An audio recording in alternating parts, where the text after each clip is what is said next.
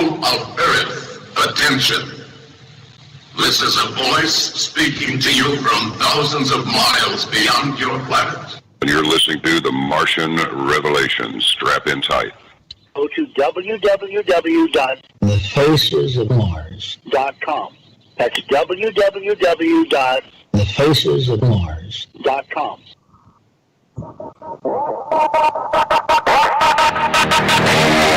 I was born not so long ago. I had to choose another one. I am from down below. You brought me in to make a revelation. I am the voice of the new generation.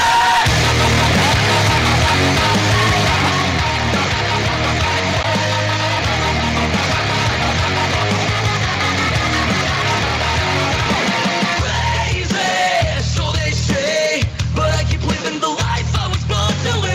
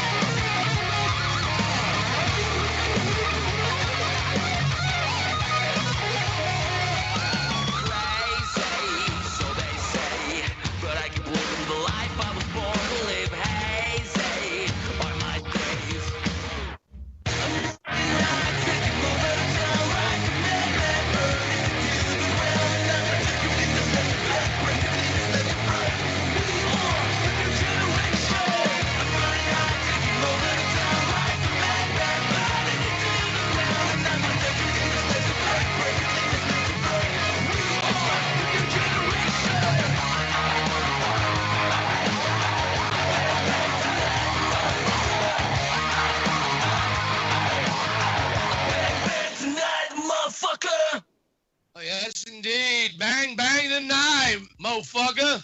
Good evening, ladies and gentlemen, boys and girls, and all you ETs out there in the bite waves of the internet and wherever you're at down through time monitoring this show. I'm Gary Legier, the Mars Revealer, known also as the Mad Martian, and I would like to welcome you all to the Martian Revelation that is upon you all again now. Welcome to the Bazaar. And today is April 11th of 2020, or the 12th, depending upon your time zone as this airs through time. And you're listening to this broadcast through Global Enlightenment Radio Network stream and from whoever and wherever else is streaming this, as well as through the Martian Revelation Show YouTube stream live at, that's right, which everyone knows is your defense for that war, for the war which we all fight against evil dark missioners, who are all leading you away from the truth and the light and manipulating you all instead to help you open your wallets and your pocketbooks to only join their dark-sided special clubs and special subscriptions that only allows them more power to continue to mislead you all and to steer you all away from the truth that they themselves not wish to face or even admit to, let alone even talk about. Yeah, UFO Diaries, Faces on Mars. news. Cover-up controversy. Down through time. Huge conspiracy. It is a conspiracy. Okay. That's right, but the Martian Revelation is, however, 100% listener supported, with no special clubs or special subscriptions to join. So if you're a listener, please help support the Martian Revelation show. Again, which is your only defense for that war which we all fight against evil dark mission is. And we're working with the goal each week to bring you the truth, one show at a time. So please share the facesofmars.com link. And I must also ask you all, though, that you please donate to the show with anything that you could afford. $5, $10, $20, or even more if you like, by clicking on the big red, white, and blue American donate button at the top of the show page to allow it to continue being here for you down through time. As it is because of you, the listener, which makes the Martian Revelation even possible to be brought to you all back through time. So your listenership and your donation support actually counts. And it helps us all to not only fight, but to win against those evil dark missioners. As well as to secure a future which we all can literally make the Martian Revelation our reality. By what? By making our fate. But you know how else you can help make our fate? Is by advertising or sponsoring this show. You could advertise your business, your products, your books, whatever it is that you would like to advertise. Or even if you have a message that you would like to have advertised on the show, heard all around the world and kept in the archives as well, where it will always be heard. And believe me, the numbers are growing and those archives are hit constantly. But no special clubs or special subscriptions. So if you'd like to advertise on this show or sponsor it, you especially need to jot this down, marsrevealer@gmail.com. marsrevealer@gmail.com. That's my email. And using that email address of marsrevealer@gmail.com, you can send me messages, questions, music, or artwork, or guest requests, or even if you wish to request to be a guest, or anything else that you would like to speak to me about. Especially if it has to do with any old yet new image data showing other faces of Mars taken by the Viking orbiters from 1976/82. That was seen in a video that's also seen on the facesofmars.com page called UFO Diaries, Cydonia, Discover the Earth-Mars Connection. It's only a 22-minute long video, and you'd be very surprised to see it was more than two-thirds of it. One Richard C. Hoagland, who is also the same person who encouraged me years ago to investigate into these images and to that video. And the dude is serious legwork because I'm just too swamped at present. That was his exact words. Now, down through time, we're more acclimated. We understand what that means. What's Trump trying to drain now in the Patriots? The swamp. So Hoagland was telling us in code back then, he was too swamped at present. He's part of the swamp, which does not want the secrets out. Again, and I'm part of my follow-up investigations and that, getting to the producers. The fascination of the faces on Mars for me, and in my fascination with Richard Hoagland, who's been the big mover and shaker in all of that.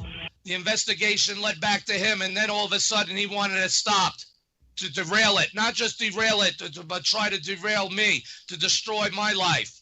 And this show, to prevent you all from seeing and knowing about the truth, or even just asking questions. No matter what still the fucking truth is, questions need to be asked and answered to get to the truth. Not what you think you know, or what you think you want to know, or what you think the answers are, or to steer them in people in a certain way to think the way that you do, while asking for special clubs and special subscriptions, and not allowing what the people would really want to ask basic questions to get the truth of?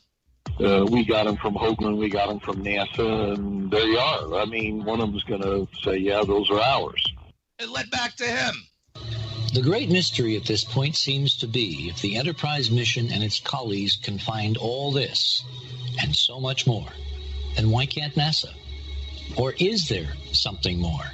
Is it possible that they have seen what we have seen and also understand what's really there, but have a reason to keep silent?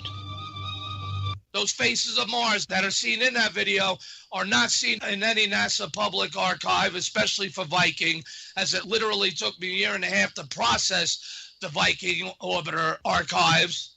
and they're not in there. But the thing is, long story short, the producers, Charles E. Selye of Once Grizzly Adams Productions, God rest his soul, and Lee Eric Shackelford had stated that Richard Hoagland provided those images. I mean, Mr. Selye in an email wrote to me too. These files came from Richard Hoagland. Why would he be needing them from us? Especially after all this time, I add. Since that video was made, it was released in '93. That means Hoagland provided them with those images before '93, at least. So check out that video and check out the faces, images that are in that video that I'm on the hunt for. So if you're someone who works on the inside that knows about these images or has access or knows the information that could guide us to where they are, you can remain anonymous. Your anonymity will be respected and upheld, and we all respect you and commend you nuts for doing so in advance. I could be and will be your public sector. You can remain all of our private sector. Or even if you have any other knowledge of any others, even modern space imagery that shows very implicating things that we the people have a right to see and to know about, and that we should know about what's really not just on Mars, but anywhere in space. Even if you're for an international space agency who hears this show, which I know they do, especially in Russia and Europe. The commie Chinese, I don't want none of you. But I encourage the rest of you all also to email me at marsrevealer@gmail.com. Again, that's marsrevealer@gmail.com. So aside from that, we got a really cool show tonight, as we got two guests, Dr. Mark Carlotto, and then our main guest, Jesus Payan, otherwise known as Gonzo from Breaking Bad. So with that being said, we're not going to have any news tonight.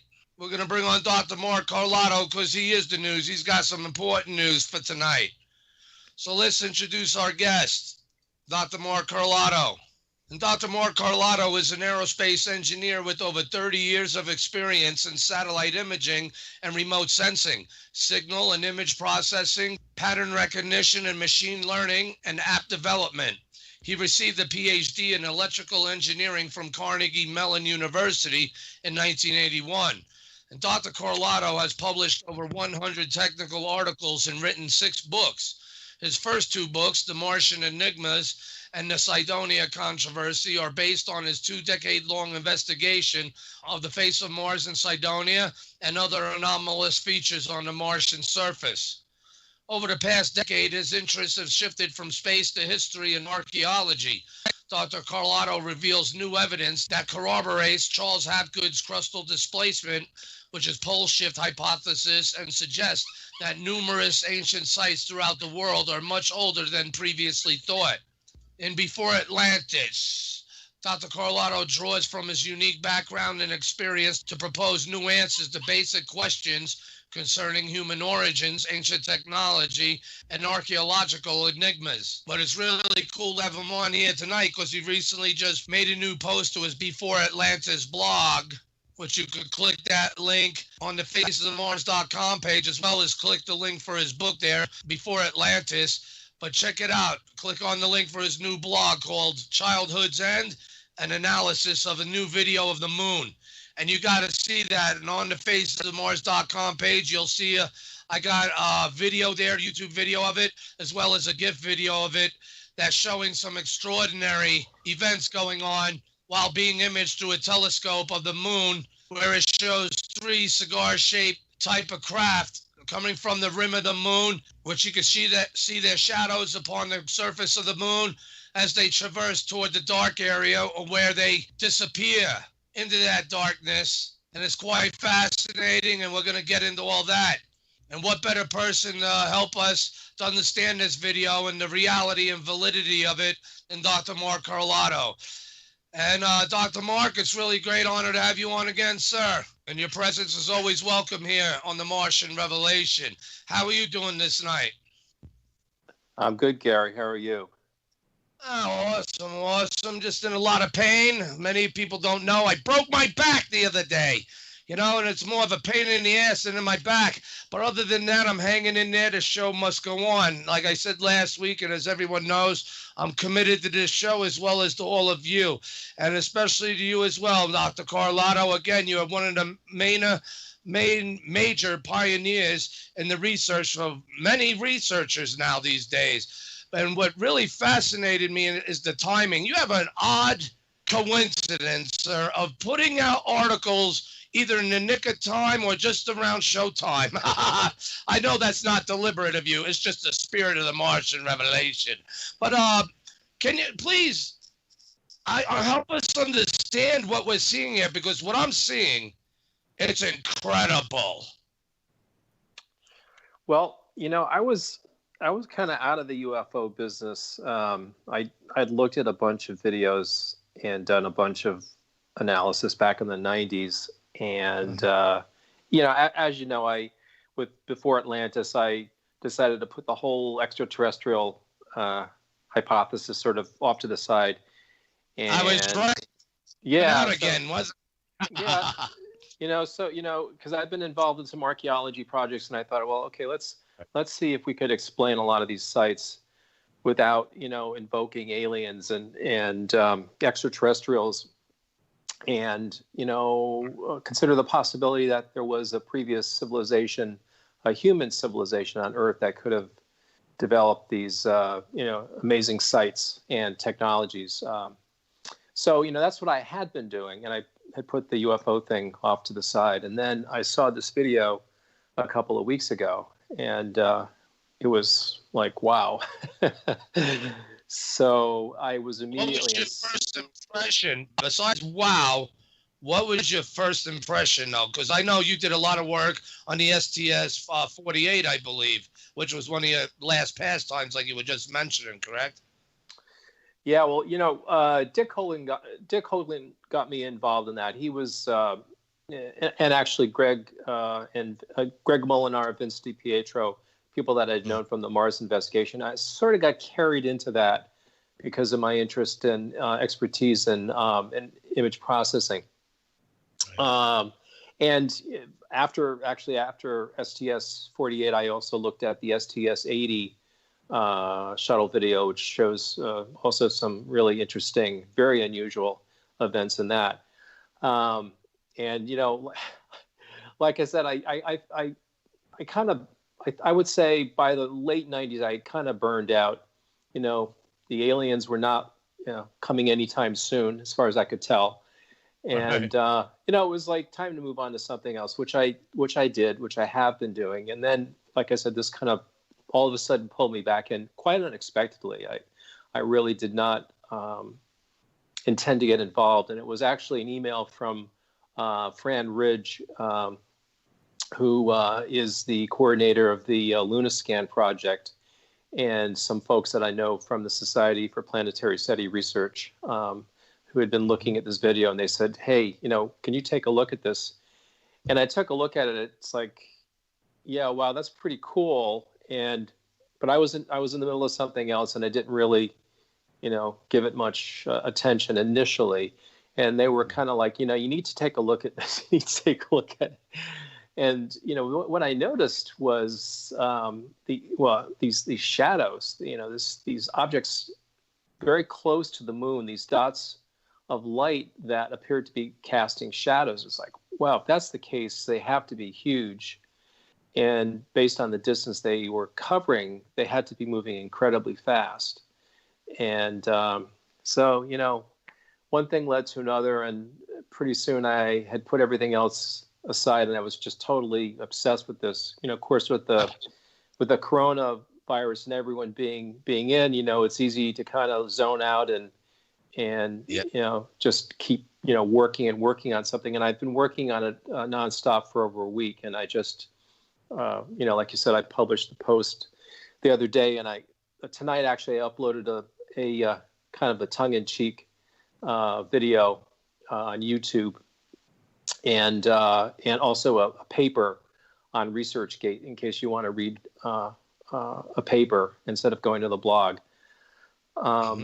So I've been, like I said, I've been pretty much obsessed with this video and doing what I do, which is look at it, process it in different ways, and try to make measurements and try to estimate distances, speeds, and so forth. And what I came up with was not what I expected. In fact, my initial estimate of the sizes of the objects it looked like they were about a mile, and I was blown away by that. And then after realizing that I'd made an error, I redid some analysis, and it was more like between 5 and 15 miles in length. And you mentioned cigar shape, and it's entirely possible they are cylindrical. I was looking at them. It seemed to me that there was something more elliptical about them. And that actually was the thing that triggered the whole Childhood's End imagery. That's the top image in my blog post, which was from an early printing of Arthur C. Clarke's book, Childhood's End, which was, I think, a 50s novel about the overlords. I think it was well chosen of that title, though, especially for those that haven't read the book that may have seen the movie. Now, how directly connected that is to the book, I don't know. I've yet to read the book. Usually I find myself, as movies, how fascinating they can be for whatnot. The books usually got a lot more intensity and detail. So I've yet to read that. But I think by even what I've seen of the movie, it captures the essence and of the Childhood End, and especially the not so happy ending, So that, I think it was a very fitting scenario of a title. Well, it just kind of struck me seeing this, with all the political turmoil and, global warming and now the pandemic. It's like, okay, what's next? UFOs, that are 15 miles in length flying around the moon. And maybe not all that surprising given everything else that's going on. Right. Maybe all these other things have kind of desensitized us, and maybe we are ready now for first contact, if you will. This is all interesting. For a second, Dr. Mark. Yeah. Let's hold that for a second, Dr. Mark. Now, being what you just said and being who you are and being familiar with the archaeological sites on Mars and other places and the prospects and what you just said, do you think realistically that we're capable at that level now, that we should be, and we should move forward with that adaptation? Well, okay, that's a great question, because I don't think we are ready to move forward. I don't think it's like, you remember the Star Trek movie where Dr. Cochrane test drives the warp drive, right? And then the Vulcan ship sees a warp signature, and it's like, mankind is ready now to join the Federation. Right. That's, I think if we're going to get brought into to a new reality, we'll be brought into that new reality kicking and screaming. I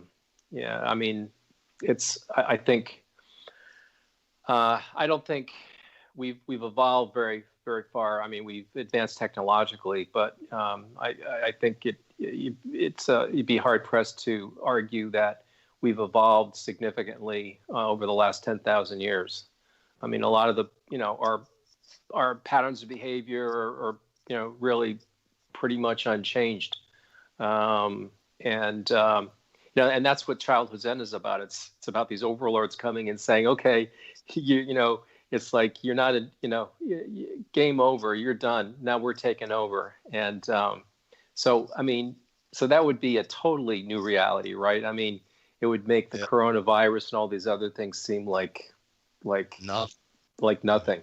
But anyway, that's just sort of, fun or scary. My sister says it's kind of scary, things to think about. My wife is a little bit more, you were sort of like, whatever, it'll be interesting, whatever happens. So we're not terribly invested in anything. It's like, well, whatever the future will bring, the future will bring.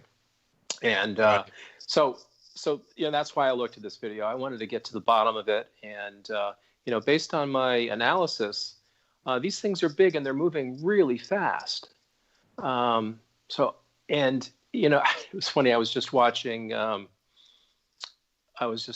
the latest episode of Ancient Aliens, and, like everything happens together, right? And they were talking about UFOs and some of the, more spectacular sightings, and, high velocity, sudden acceleration, and enormous size. These are characteristics that they've observed for years, and it's just been impossible to explain. And sort of in the same way that it's impossible to explain some of these megalithic sites on Earth, right? I mean, how did they move these stones? How did they construct these things with such precision? We're at an equal loss to explain those. So, in a sense, it's not all that far from before Atlantis. It's just sort of the other side of the coin. Right. And that's the thing, like you're saying. And then we see the videos like this. So can you tell us more about this video before you get more into the aspects of your investigation of it? I know it says it's filmed from Canada on March 26th by Jean Michael Tenek. Yeah.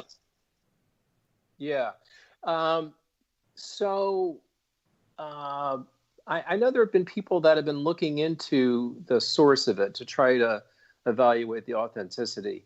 Apparently, the website where it's posted, Tenak's website, I should say his YouTube page, went up at the same time he made this post. So he was a newbie. He set up a new YouTube account, and he posted this article. It's he has 10,000 followers, but he has only one video. So this thing went up, and it achieved instant notoriety.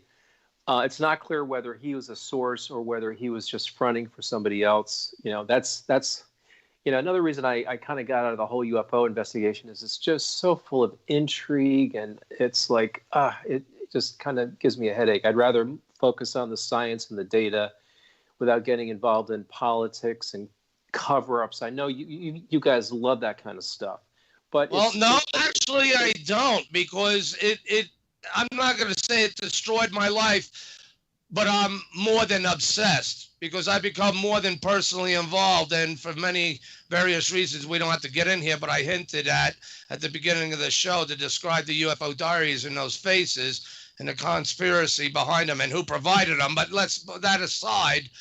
I don't like it. And that's why I also committed to do what I do. I'm out for the truth, and that's why no special clubs or special subscriptions. Now, I watched that video through your blog page and clicked to the original, at least the YouTube video, and it seemed the way that they were panning is like they were setting it up at the right spot, like as if expecting something. I wonder if it could have been from a source, like you said. That's part of the intrigue. Could this person was the original source, or was he provided, or she provided with this source, and for a reason, obviously, to get it out there, especially now at this time, like for several things that you mentioned. Now, I find it incredible. Like, for one, how high do you think these things are above the surface? I have a few questions about it, but that's definitely one. I know you kind of touched base on that and on your article.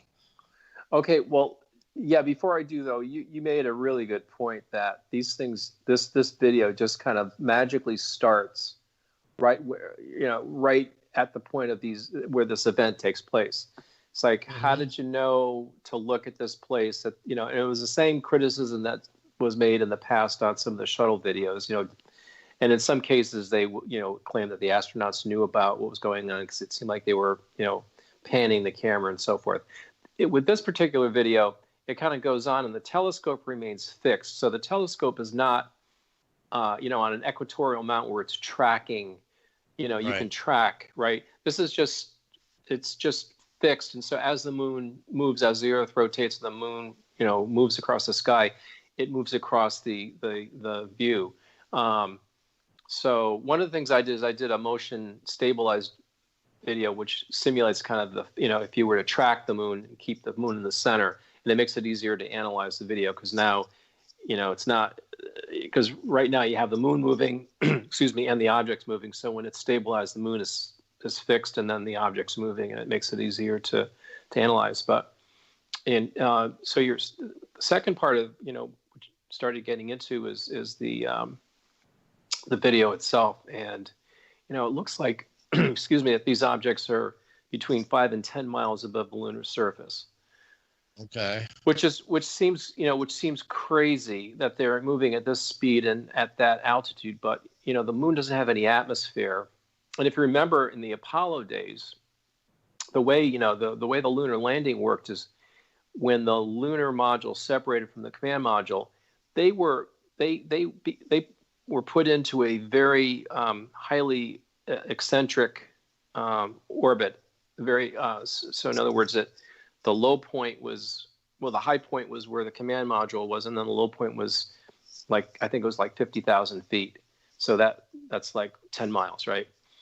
And at that point, that's where they began, the phase, the power descent. So effectively, you could orbit the moon almost at, well, not zero height, but because it doesn't have any atmosphere, you could orbit it, easily at several miles.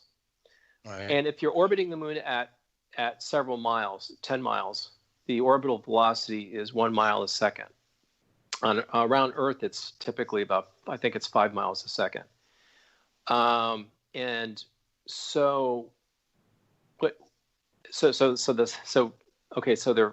5 to 10 miles above the surface, and then once you get the scale factor for measuring height, and there's a crater in that image that we know it's Endymion. I think it's how you say it. And it's 60 miles across. So based on that, you calibrate your ruler and you say, okay, based on that, then how big are these? And you figure the proportions. And you can use that then to also measure as this thing moves across the surface of the moon, including that crater. It takes, in particular, 2 seconds for the object to cross that crater. If it's 60 miles across, that's 30 miles a second. So now we have objects 5 to 10 miles above the moon moving 30 miles a second. The shuttle video that I looked at in the 90s, the objects were moving about 20 miles a second. So it's in that ballpark. Meteorites can move 65 miles a second. But what's different about these objects, a meteorite just moves in a straight line. Right. But what happened what I observed in the shuttle video, in fact, I felt that was the smoking gun back in the 90s when I was looking at the data, that it was the trajectories, the curved trajectories following the curvature of the Earth that to me was most revealing. Same thing here. These trajectories are following the curve of the moon. So they're obviously at the moon, and then you have the shadows that are being cast. Now, I noticed about the shadows, as it heads toward the dark. I'm sorry, Dr. Mark, but as the craft heads toward the darker side, that the shadows seem to elongate outward more, even larger. Now, would that be a good analysis also? Did you check on that part? Right. So what's happening there is imagine let's put it in more familiar terms, that you're going around the Earth. You're going from east to west. So as you go from east to west, you get ahead of the sun, and the sun gets lower and lower in the sky. Okay. Right. So what happens as the sun gets lower in the sky, and you can just now imagine just where you are during the course of a day, as the sun starts to set in the afternoon, the shadows start getting longer and longer as the sun angle gets lower and lower in the sky towards the horizon. So just before these objects enter the shadow is the point where their shadows are, their own shadows are the longest, and then it enters the shadow of the moon. It goes behind where it's blocked from the sun.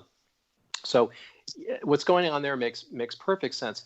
And what's interesting is that a guy, I think he was a guy, researcher, modeled the whole geometry of the moon and the sun and the objects, and did a CGI. And that's also on my blog. I show his result against the original video, as he does as well. But his looks a little more blockier, right? Is that the one you were referring to? Yeah. He captures he captures the essence. Certainly the motion and everything works, which to me says, okay, you've set out to prove this video is a fake, is a forgery, but in fact you've really proven that, at least based on the underlying geometry, everything works. So I don't think that's in dispute. But the thing about his recreation is that if you look closely at it, you can tell that these objects have been kind of composited in. It's like when you do your pictures for the show, your graphics. You're compositing stuff in, and if you're really good, if you look at it very carefully, right, you can see, you can see the artifacts, right? Right. So the same thing. Although this last poster, the one you did for tonight's show, I couldn't see it at all. It was a classic. It was masterfully done. I worked on it. I had other ideas, but I was running out of time and my back's killing me. Again, I broke my back. I have to let everyone know that. How'd you do that? Well, can you say? Okay.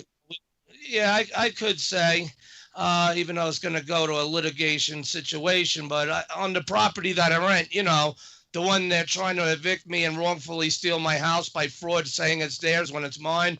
Well, on the 2-acre lot that I rent, when the landlords bought this place, they had the big garbage pit, 12 foot deep in the back, takes up a lot of that back acre.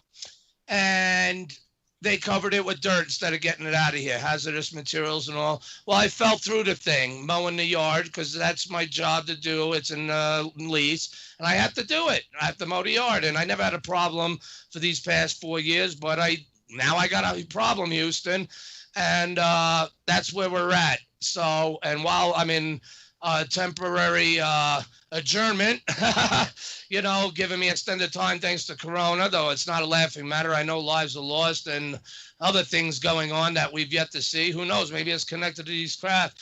But so now that's where I'm at. And as I went down, I did a split, and my back must have landed on something, or as I twisted too. It was like, and the pressure going down fast and then slamming on my spine. Yeah, I broke the lumbar transverse fracture there on it, and with potential nerve damage, because now my leg is like, my upper right thigh is all numb.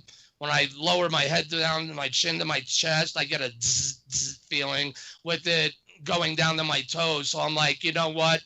I got a problem, Houston. So that's why, and I apologize to Jesus Payan, who last night I was supposed to be on the ball with some of this, but I just had to go to bed. It was too excruciating for me, so I'm just traveling through. But that's neither here nor there. But now that everyone knows, all right, now, you know what else I noticed, Dr. Mark? Is my buddy, my co-producer, Mean Green, he noticed that they're flying in a triangular formation. Could that be military? And two, as they go to the dark side, right? As they're going into the dark side, when they say there's no atmosphere, I swear I'm seeing them bust through an atmosphere. Each one, I'm looking at it seems, especially that third bottom one, like they're bursting in like a little bit of atmosphere in front of them as they disappear.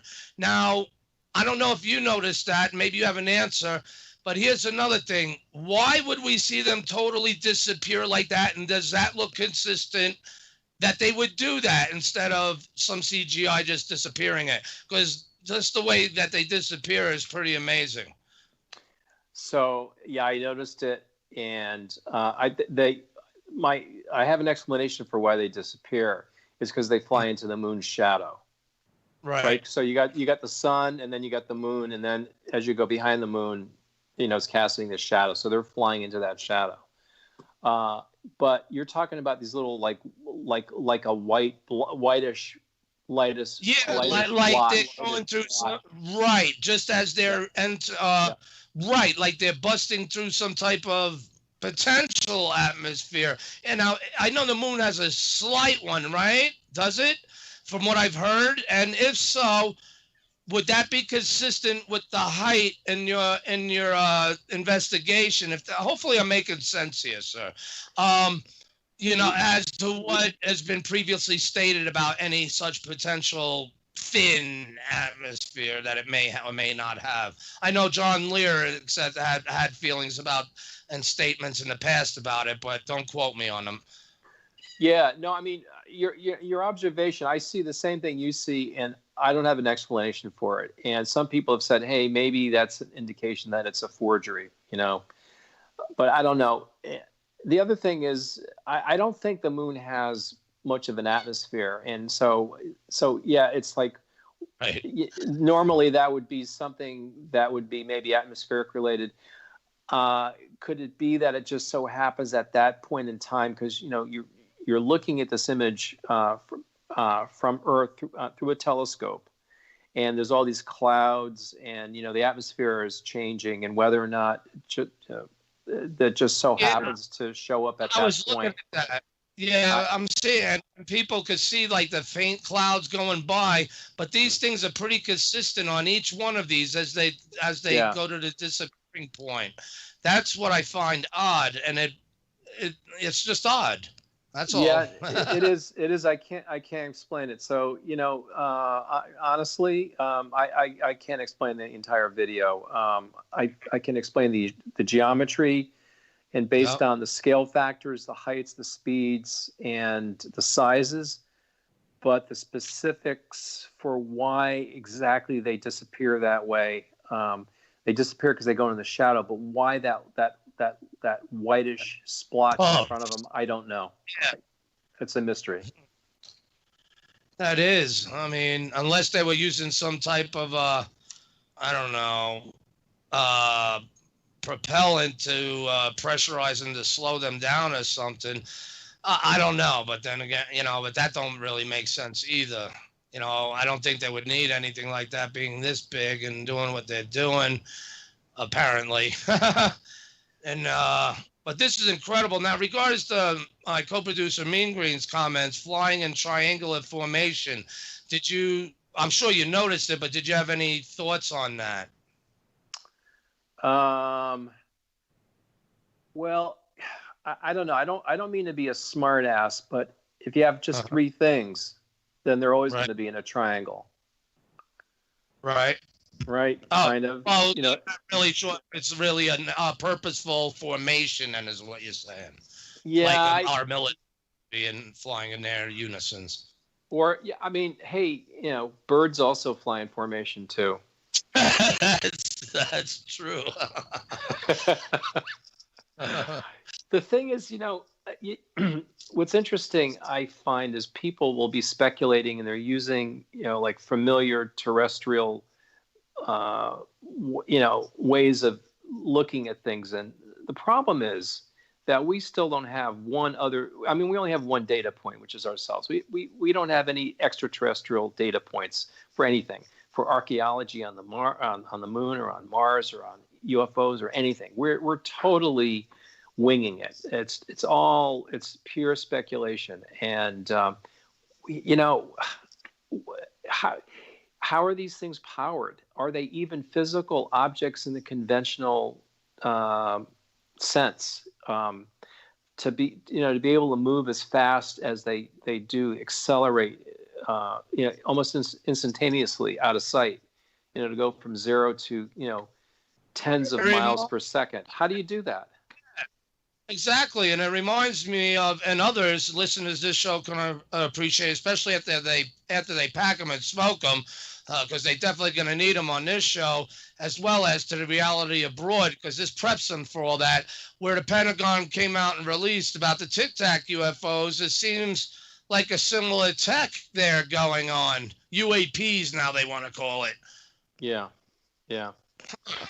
So are you more than 50% or are you 50-50 on the potential reality here?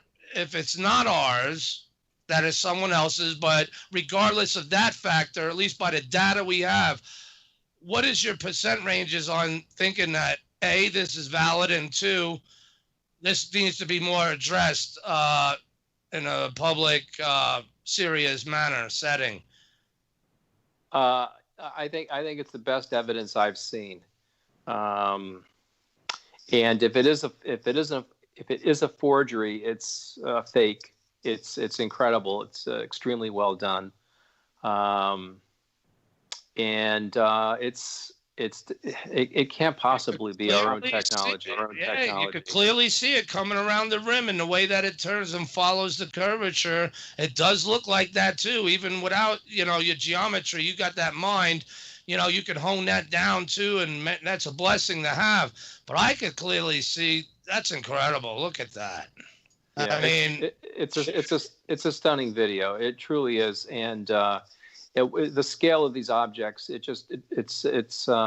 awesome in the true sense of the word, in the same way that or not in the same way, but in a similar way to when you go to Egypt and you see the size of the pyramids or these other megalithic structures on the planet, and it's like how could we have built these? And people, archaeologists, mainstream scientists, still believe that primitive humans 10,000 or 5,000 years ago built these things, and there's no way. And so imagining that this is our technology, some secret Pentagon project, is crazy. Mm-hmm.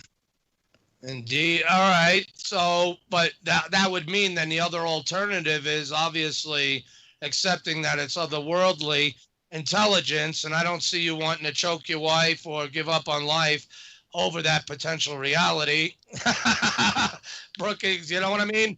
Or everyone else. In fact, I find it inspiring, and I like to give out the timeline number. If there's anyone out there that would like to ask Dr. Carlotta a question, you never know. Let's open that gateway. 202-684-6955.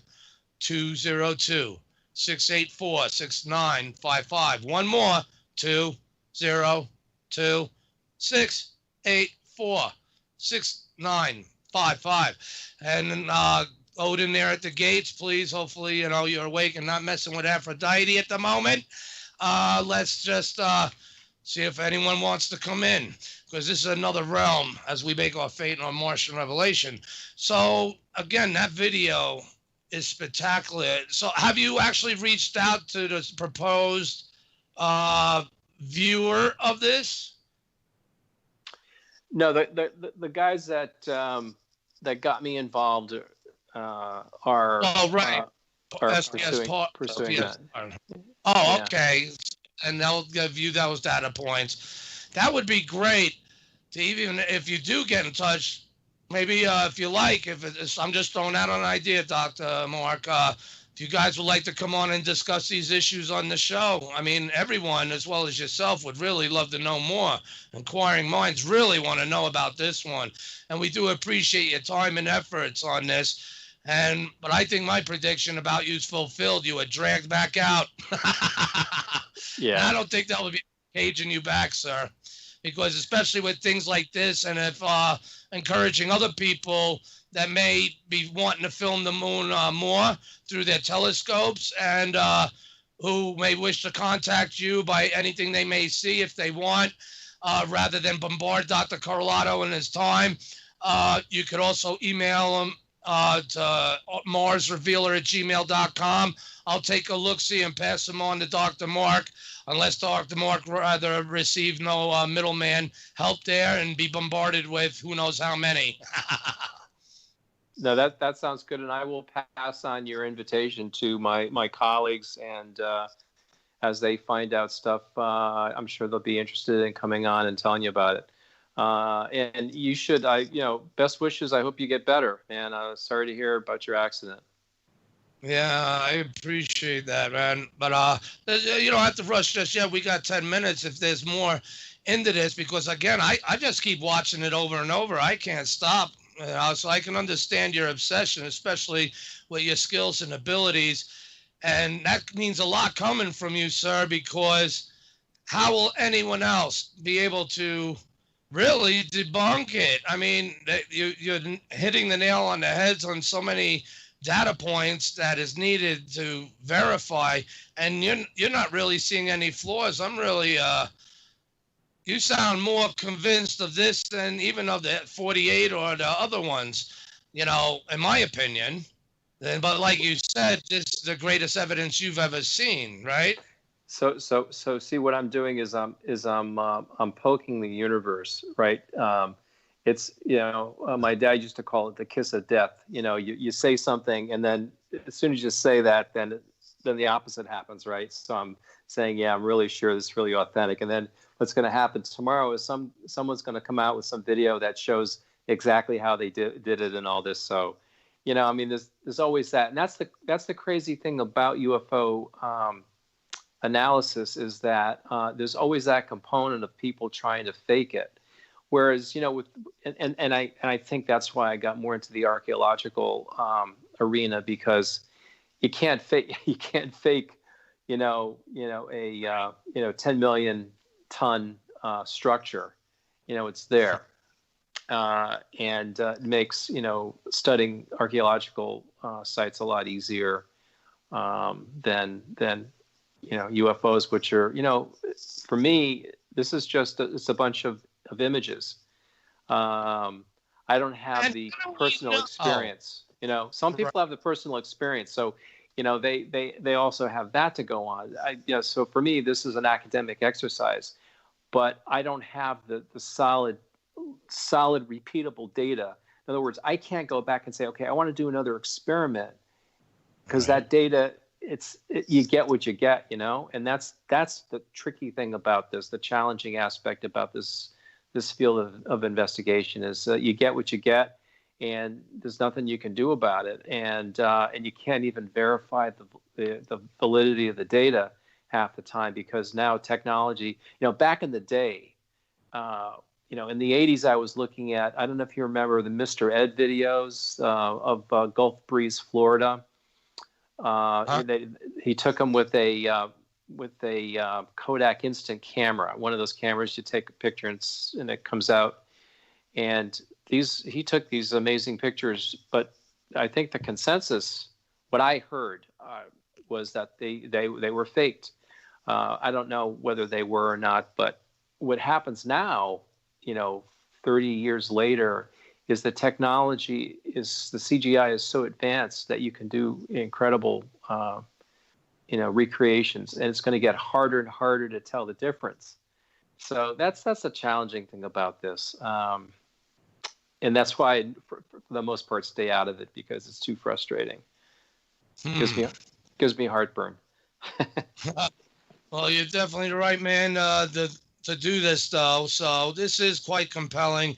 And yeah, definitely please let me know for any follow-ups, as well as everyone else. And it's nice to see, like you said, you're digressing. I like how you put that, from the flow of work you've been doing on Before Atlantis to bring this forth. But, I think it's, like you said, I think it's the perfect timing and really a place for it to whoop-de-doo everyone, especially if you're whoop-de-dooed, and everyone should take notice. Well, thanks for saying that. I appreciate it. As well as the truth. So, please keep me informed. Hopefully that can happen.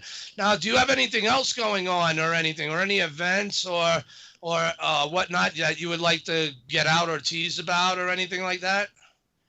Well, the funny, this is really kind of out in left field, but I'm also a bit of a musician, and and also a freak for 50s and 60s sci-fi. In fact, as I have the Invaders on. It plays at midnight on TV here on the East Coast. So I have it on with the sound off. So I have the Invaders on, which is, I don't know if you remember the 60s TV series. Yeah. And so, I've been lately kind of obsessed with the music from that show. The composer was from my hometown of New Haven, Connecticut. And he was not really very well known outside of, because he also did Twilight Zone and Outer Limits. And if you like those shows, you knew his music. It was that really edgy, like, it just, you listen to it and you're getting, you just sort of jump out of your skin. So I've been into listening to that the last couple of weeks. And then the funny thing is, then I get this, email, take a look at this video. And so everything, it's funny how, call them synchronicities, right? How things just sort of seem to happen at the same time. So I was just kind of kind of going back in watching old episodes of The Invaders. Like I said, I have it on now. I was watching it while I was waiting for Mean Green to call. All right. Well, that's awesome. I get into that too every now and then. I binge watch them, like The Outer Limits, like you said. Even the newer Outer Limits, but I kind of like the older one better. But I don't know why. But that grass, the music may be a big chunk of it, and the old vintage black and white, as well as Twilight Zone. So I'm definitely up there with you, Dr. Mark. But it'd be interesting. You have any music made, you should send me some. I'd like to highlight that on the show time to time. Well, I actually may do that. It may not be my own though, because I'm actually working with. I hope to do a documentary with my piano teacher. He's an incredible composer, and I've been thinking about doing some documentaries on more along the lines of the Before Atlantis stuff, but who knows? But he's an amazing talent, and I'd love to get his work out there. That'll be great. Maybe he could help make a theme for the Martian Revelation down the line. You never know. I'm always looking for new themes. But that would be great. Yeah, no problem. The sooner the better. I love hearing different tunes, and you never know. Usually with you and certain other guests, there's always a certain synchronicity of timing here. The spirit of the Martian Revelation guides us. Yep. But all right. So nothing else going on, huh? Book 2. So book 1 was get the basic idea out there in a readable form. It's a fairly thin book, but it covers all the bases. So what I've been doing the last 2 years is drilling down and getting into the nitty gritty and looking at all the different parts of the world and looking at not, a few sites, but tens or hundreds of sites. So I have a lot more evidence, and that's been going into my blog. So it's sort of like the second book or the second edition is sort of in process. It's kind of taken shape on the blog, and one day I'll probably just create a new version from that. Rather than hold on to it, it's like I'd rather just share the information and get it out there. People see it, criticize it, find something wrong with it. In fact, I working with someone sort of off and on that is looking at the climate data and had some specific ideas about like the timing of the pole shifts that was a little different from what I had originally proposed, and so I'm going to be revising some of those estimates. Okay, that's all right, and you're not afraid to admit that, because that's how scientific progress takes place.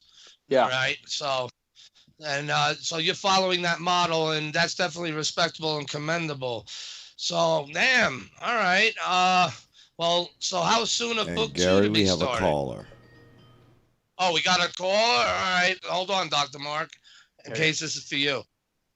All right. Do we have a caller on through the gates? And be cool, or the gates will be shut.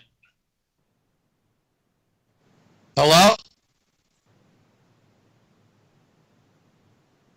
Odin, what happened to him? They should be there. Caller, speak up. You have your mic unmuted. Did he give his name, or she? It was a she, but it dropped, I guess. Second time. I'll catch it next time if it comes back through. Oh, Dr. Mark, if you're willing to wait 1 or 2 more minutes, just out of courtesy for that caller. So other than that, awesome. Damn, I certainly didn't expect a blog, digress like this from you on the blog. Again, your blog is incredible because it's just basically a further addition on to your book. It's like a continuation. So is that going to be your part of your book too, or are you going to lead it more in a different model direction of how you wish to progress with this research? Well, what I'm also doing is the way you normally do things is you write a paper and you get it published in a peer-reviewed journal. That's what I did with the Mars stuff, and then I wrote my book later on. But with the before Atlantis hypothesis, my thinking was, no one's going to publish this, so the hell with it. I'm just going to put a book together. But what I've done over the last year is actually gotten some papers published. So that's a big part of what I'm doing too. I think do you have a call now? Caller? Oh, you there? Yes, caller is there. Howdy. Oh, how you doing? Yeah.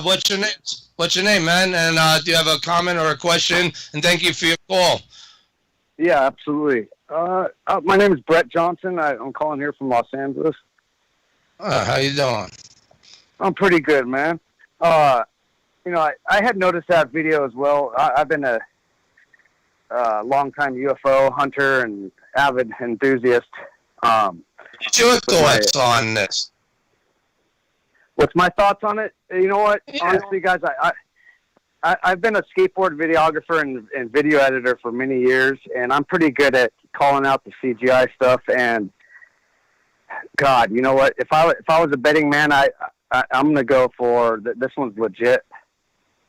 Because you know what? The first thing that stands out to me, guys, is the atmospheric distortion that you see with not only the moon, but on the crafts themselves. There's an atmospheric distortion. So if they either added that in post edit, which I highly doubt that could be done, and then as well, if you notice, if you have an eagle eye, when you see those shadows moving across the surface with the doctors, mentioning however many miles above the surface those are, 5 to 10 miles, you could actually see the shadows moving and curving along with the surface of the moon up over the hills and the mountains of the valleys, like right there. You see it? You see that? Yeah. See how they're kind of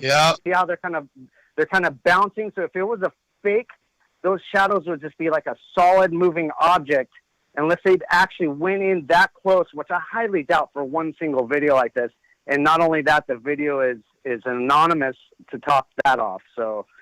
Yeah, I'm almost guaranteeing this is real. And not only that, the reason I know these crafts exist, because I had a sighting 2 days after Thanksgiving here in Eagle Rock, where I live. 2 days after Thanksgiving in 2017, I looked up. I'm always looking up in the sky, seeing if I could see anything. And there was a single white orb, probably at 10:30, 11 at night. I was home alone. Just walked out in my back area to look up, and I saw this thing moving across the sky, and it was moving really slow. And I was like, "Wait a second, that's not a plane." And it had a weird ambient light to it, like it was like I can't really explain it. And so it was a single white orb moving really slow across the sky. I would roughly say probably about 1,000, 1,500 feet up. And by the time I thought to myself, hey, I better go grab my camera to film it, my cell phone to grab and film this thing, no sooner than I thought that thought, the thing closed in on itself and completely disappeared. Completely gone. That. Yeah. It was incredible. And I've seen a lot of other videos on YouTube of other like UFO channels that have filmed similar occurrences of these orbs that are flying, and it's like they're, you could tell that, by the law, the FAA requires flashing red and green lights on anything. It's a helicopter or a drone, I don't care what it is. It can't just be a stationary solid light. I know that for a fact. So this was definitely not a plane. So me knowing that and having that experience, and then, not only that, but I also wanted to ask the doctor if he's ever seen that video that came across, I think about 2 or 3 years ago. It was an alleged video of a gigantic pyramid UFO hovering above the Pentagon filmed from 3 different angles. That one I couldn't debunk either, because it was filmed from 3 different angles. And I actually talked to the guy on comments of one of the angles. He filmed it from across the Pentagon there's the river there, and then I forgot what the name of the cemetery is right there, but it's about 1,000 feet above or 500 feet above where the Pentagon is, and this thing was hovering and rotating above the Pentagon. It was a gigantic pyramid-shaped craft. I've seen that I've seen that a few years back. Was Dr. Carlotta? Does that sound familiar to you? I haven't seen that. That sounds really interesting. Yeah, well, hey, if you could send me the link to that call, I'll pass that on to Dr. Mark, unless Dr. Mark has somewhere for you to send it, then he can let you know. The way I found out about your I'm getting a weird echo. Yeah. I don't know what's going on. Yeah. The way I found out about your podcast was Jesus Heon. Oh, cool. Yeah, he's going to be on next real soon. Yeah. He's the one that recommended me to you guys. So. Oh, awesome. Thanks a lot, Jesus. Yeah, man. And always in one. And thank you, brother, for calling on in. And, the Martian revelation's upon you now, sir. Help make our fate. You got a new fan. Thanks a lot, brother. All right, thank you for your call, man. All right, I appreciate it. How do I get a hold of you guys? MarsRevealer@gmail.com for myself. Again, MarsRevealer@gmail.com for myself and Dr. Carlotto. That's a good one. How can people get in touch with you, Dr. Mark? Go to my blog, beforeatlantis.com.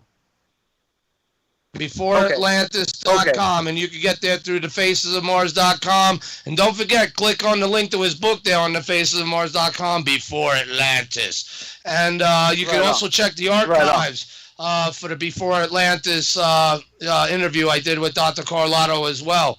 Again, absolutely. Yeah, he's definitely a friend of the show and very valuable in this research of Walt and the pioneer, to where I don't think he's sure yet on where fate's going to lead us down through time. But I look forward to seeing real fun. Let me mention one more thing. to you guys. All right. My uncle's a retired lieutenant colonel in the Air Force. I don't want to say his name or anything, but I had a conversation with him once, and he worked at the Pentagon on propulsion systems, and I mentioned a UFO comment to him, and he was highly evasive about it. Huh. Okay. And so it just made me curious about there was some type of cover up going on with the government. It's possible. We also have another compadre of Dr. Mark's, Dr. John Brandenburg, who you would also enjoy listening to on this show as well. Very informational and very undercover scenes of information he gives out in a way that we all should look more closely. So again, thank you very much for your call, man. Again, the Martian. All right, you have a good night, man. All right. Thank you very much. See you guys. Yes. All right, so Dr. Mark, that was interesting. We got a caller come through the gates. That was great. Can you hear me okay? Yes, sir. I hear you all right. Okay, because when he was on, there was I was getting just a wicked echo. So I didn't want to say anything because I was like in an echo chamber. I just want to say that was those were some great comments, great questions. He mentioned something about the video. Do I have a few minutes to just respond to something he said? Of course, sir. Jesus will be at what time? Okay, I'll be quick. I don't want to take up too much time, but just briefly, he mentioned the CGI, and I agree that's the atmospherics. What's going on? It would be very, very difficult to fake, but they do try to do it. They add in what's called jitter, and in other words, each frame doesn't line up exactly with the one before it. It sort of jumps around, and he has a way. The chap that did the simulation, a way of capturing that and then using that to move the objects around. and it sort of mimics the atmospheric, the sort of the dancing around that right. the caller referred to, but it's not exactly the same thing. So he was obviously aware of this, and he was trying to mimic it the best he could, but he wasn't able to do it, as pointed out by the caller. And it's heartening to hear that a person that knows the field, knows CGI, would feel the same way. That it would be a very hard video to fake. So anyway, that was a great question, great call. Yeah, and it gives you a better positioning of standing too. That you're not alone, and again, your pioneering spirits are usually, it ain't always that easy. But we need people like you, and I was right. You're drawn back out. The days of the Martian revelation are upon you. Thank you, Dr. Mark, for your time, and I look forward to it the next time. Hopefully, we set up another full show soon, sir. Okay, sounds good. Happy Easter to everybody, and again, get well soon. All right, thank you very much, Dr. Mark. All right, so there you go. You have a good night. All right, so there goes Dr. Mark Carlotto again. Pioneering in this field, and once again he's being drawn back out to the beyond, to the land of the bizarre. Well, the realms of the bizarre. There's not always lands out there, is there? But there is, and if they are not ours, they come from some land originally, or just doing whatever they do through space and living in space from the original land they came from. Is it us? Dr. Moore also brought up good points about the previous civilizations here on Earth. How do we know they didn't have to leave from whoop-de-doos? How do we know that they weren't gone so long that they couldn't come back? How do we know these aren't ancient humans? You see, you're gone from the Earth long enough. Again, we were talking about this off the air earlier, about Wally. You become a bunch of fat asses in easy chairs.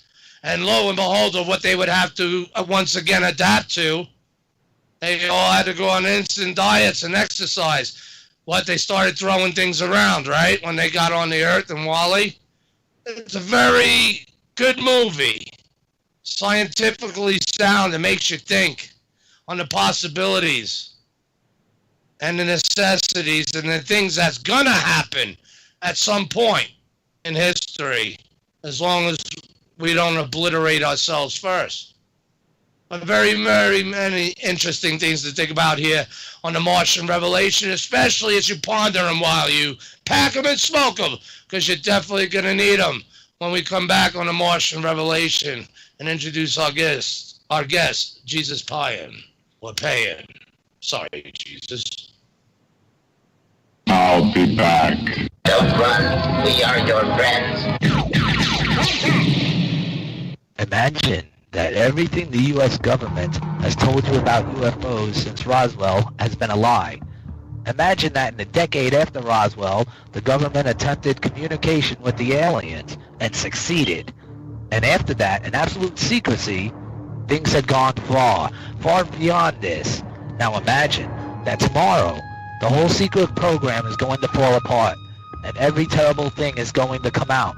All we have left now is a prayer. Morning Star Pass, the collapse of the UFO cover-up, a fictional but unflinching and terrifying look inside the UFO cover-up, the secret government that supports it, and the world of the aliens themselves, and then how the whole secret kingdom ends. Morning Star Pass, a book that pulls no punches and does not sheath the sword unblooded. Morning Star Pass, plunging boldly where no other book has ventured, captures the whole wondrous nightmare that the UFO experience has become, from bizarre experiments performed on helpless abductees, to horrifying mutilations, to beyond, to the world of secret government supported by its own secret police, to the aliens in their secret bases, and finally to the beckoning stars themselves. The book does this by placing the cover-up, humanity, and the Earth in a real cosmos, where humanity and its passions are a part of the universe, not an aberration on it. Then comes the fall of the cover-up.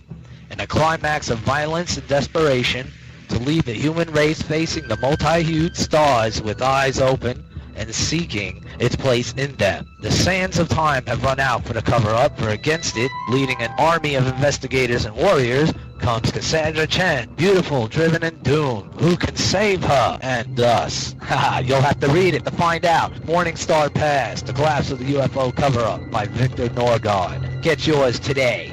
You can find this at www.firstbooks.com.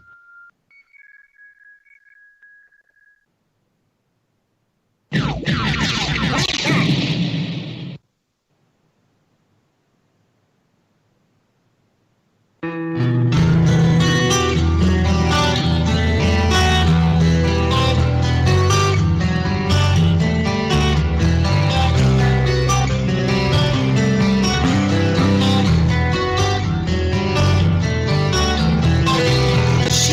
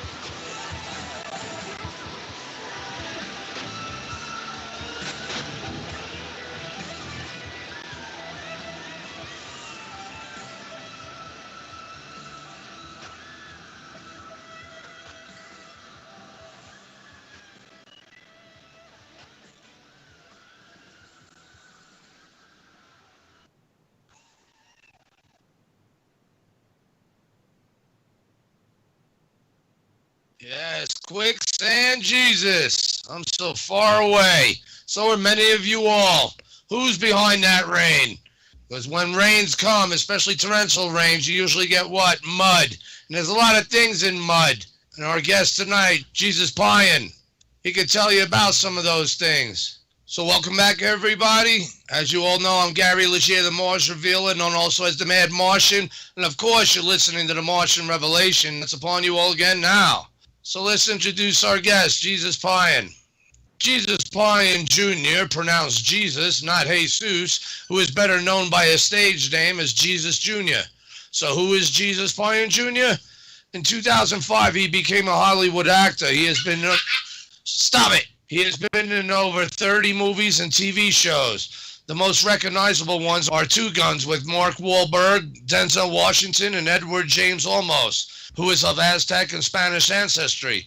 And of course, many of you know and love Breaking Bad, the well-known TV series that had Saginaw Grant in a guest role.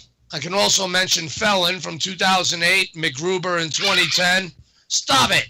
Deadly Impact in 2010, and some other TV series that have done it really good worldwide, such as In Plain Sight in 2010 and Better Call Saul in 2015. And Jesus Jr. was born of Mayan and French nationalities in Madrid, Spain, with typo-negative blood. He was raised in England for the first part of his childhood due to the fact that his father was in the United States Air Force and stationed at the now infamous Royal Air Force Bentwaters Base. At age 4, Jesus experienced his first UFO abduction experience in 1980, at the same time that the Rendlesham Forest incident took place, only minutes away. During his time in Europe, he explored the mysteries of Stonehenge and journeyed to the shores of Loch Ness Lake in Scotland to search for the infamous Loch Ness Monster. Eventually, his father was stationed back in the United States, where Jesus' UFO sightings and abduction experiences have continued at an alarming rate ever since. Experiencing several episodes of missing time, including one instance where he went missing for 4 days, he immersed himself in researching such topics and lecturing on the subject itself. MUFON investigator D. Gregg put Jesus' story in a simple explanation of extraterrestrials, a book covering his multi-generation abductions. By the year 2000, he had begun researching Sasquatch encounters, which led him to being featured on Travel Channel's Finding Bigfoot. And Jesus has also appeared on the television show Mysteries at the Monument as a UFO expert. And Jesus participated in a very special genome project, focusing on cryptid hominid research. This particular project took place with the heads of anthropology from several universities. His experience also includes being a former member of Falcon's creative group in collaboration with National Geographic and the Jane Goodall Institute. During all of this, he has become a motivational speaker for suicide prevention, UFO sightings, Sasquatch encounters, ancient aliens, and UFOs in the Bible. His research and experiences are as diverse as his resume, which includes being an amateur archaeologist as well as an ancient historian, as well as a Hollywood actor, musician, singer, rapper, composer, teacher, professional fighter, stuntman, bodyguard, writer, producer, director, professional artist, sculptor, cosmetologist, and federal detention officer.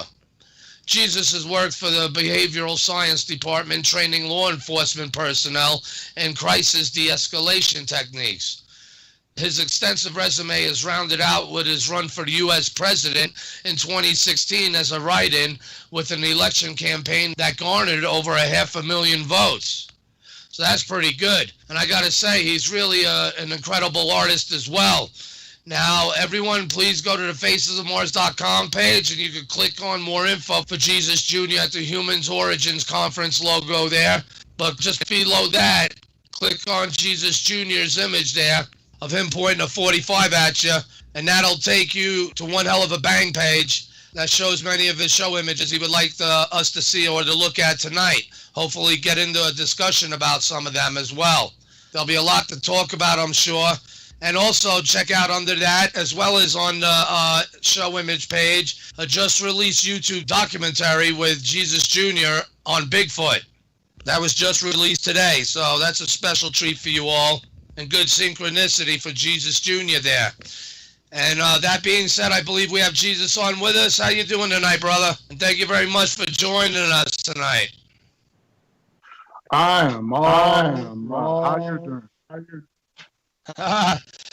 Pretty good, except for the damn pain in my back. If you hear me wince once in a while or make moans and groans, hopefully so far I've been good at keeping check, but you never know. But, you know, very interesting. What a fascinating life you've had, man. You know, just watching you on a TV screen, I mean, it really brings home back to reality of who people are and what is really going on in people's lives and actors' lives and whatnot. And totally uncharacteristic, of course, again, down to reality, and find out that you're a much more fascinating person in reality that, in my opinion, should helps inspire us all.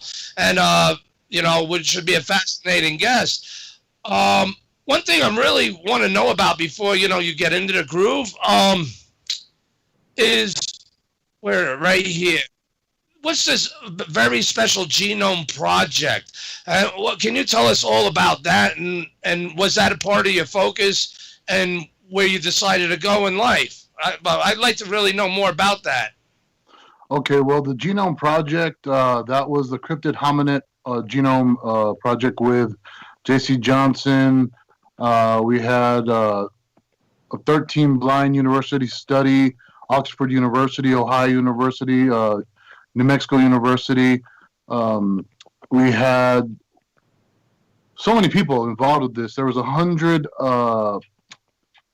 DNA samples that was that was tested and contributed to this. And when J.C. Johnson and several other researchers were going to be putting these samples in, putting them in with the head of anthropology of Gallup, New Mexico State University, because I researched with all these individuals, more than once.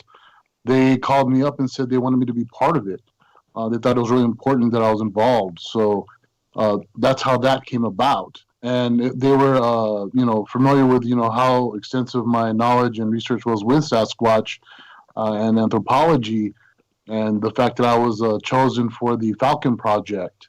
William Barnes had put that together, and Disney was part of funding it, but they pulled their funding at the last moment. So that never got to happen. Melba Ketchum did a lot of work on the Genome Project as well. So, yeah, I was honored to be part of it because I'm not your average researcher that's out there.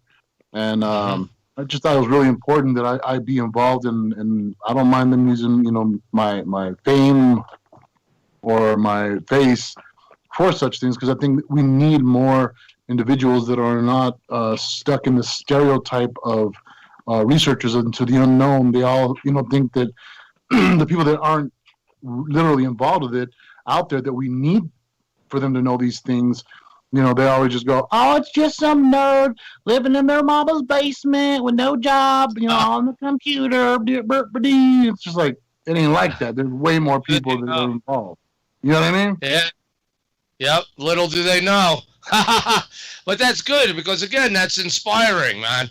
And instead of people being just stereotyped and just go for basketball or things that they want to steer the public, or just the worship of rappers or rock, or the tune. I mean, this is cool. This is so cool, because you're learning of things they won't even teach you of in school.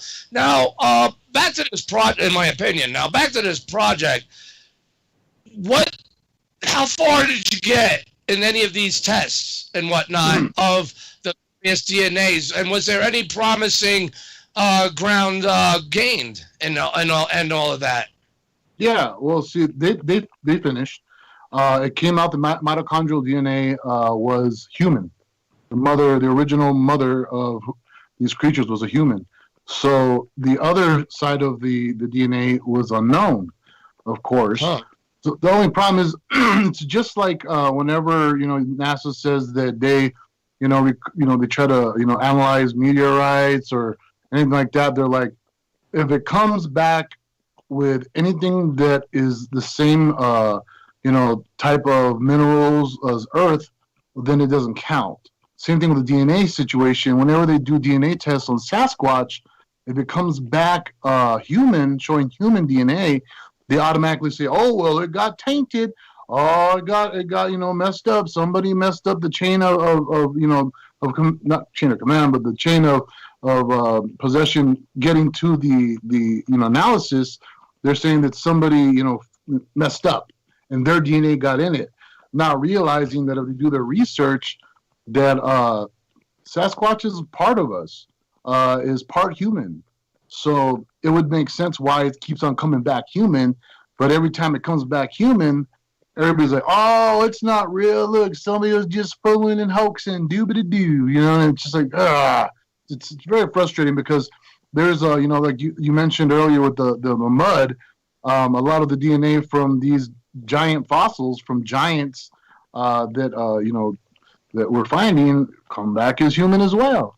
It's like, it's very interesting. So why would not, it makes sense to me that Bigfoots are coming back with human DNA in there, mixed, not full on 100% human, looking like, our current, Homo sapiens. But yeah, so, we went all the way through. As soon as that information came back, Melba Ketchum got, everybody just was horrible to her. She worked really hard. She has her own personal opinions, but on a DNA analysis, personal opinion doesn't mean anything. It's what comes up in the DNA that matters, So- the actual factual data.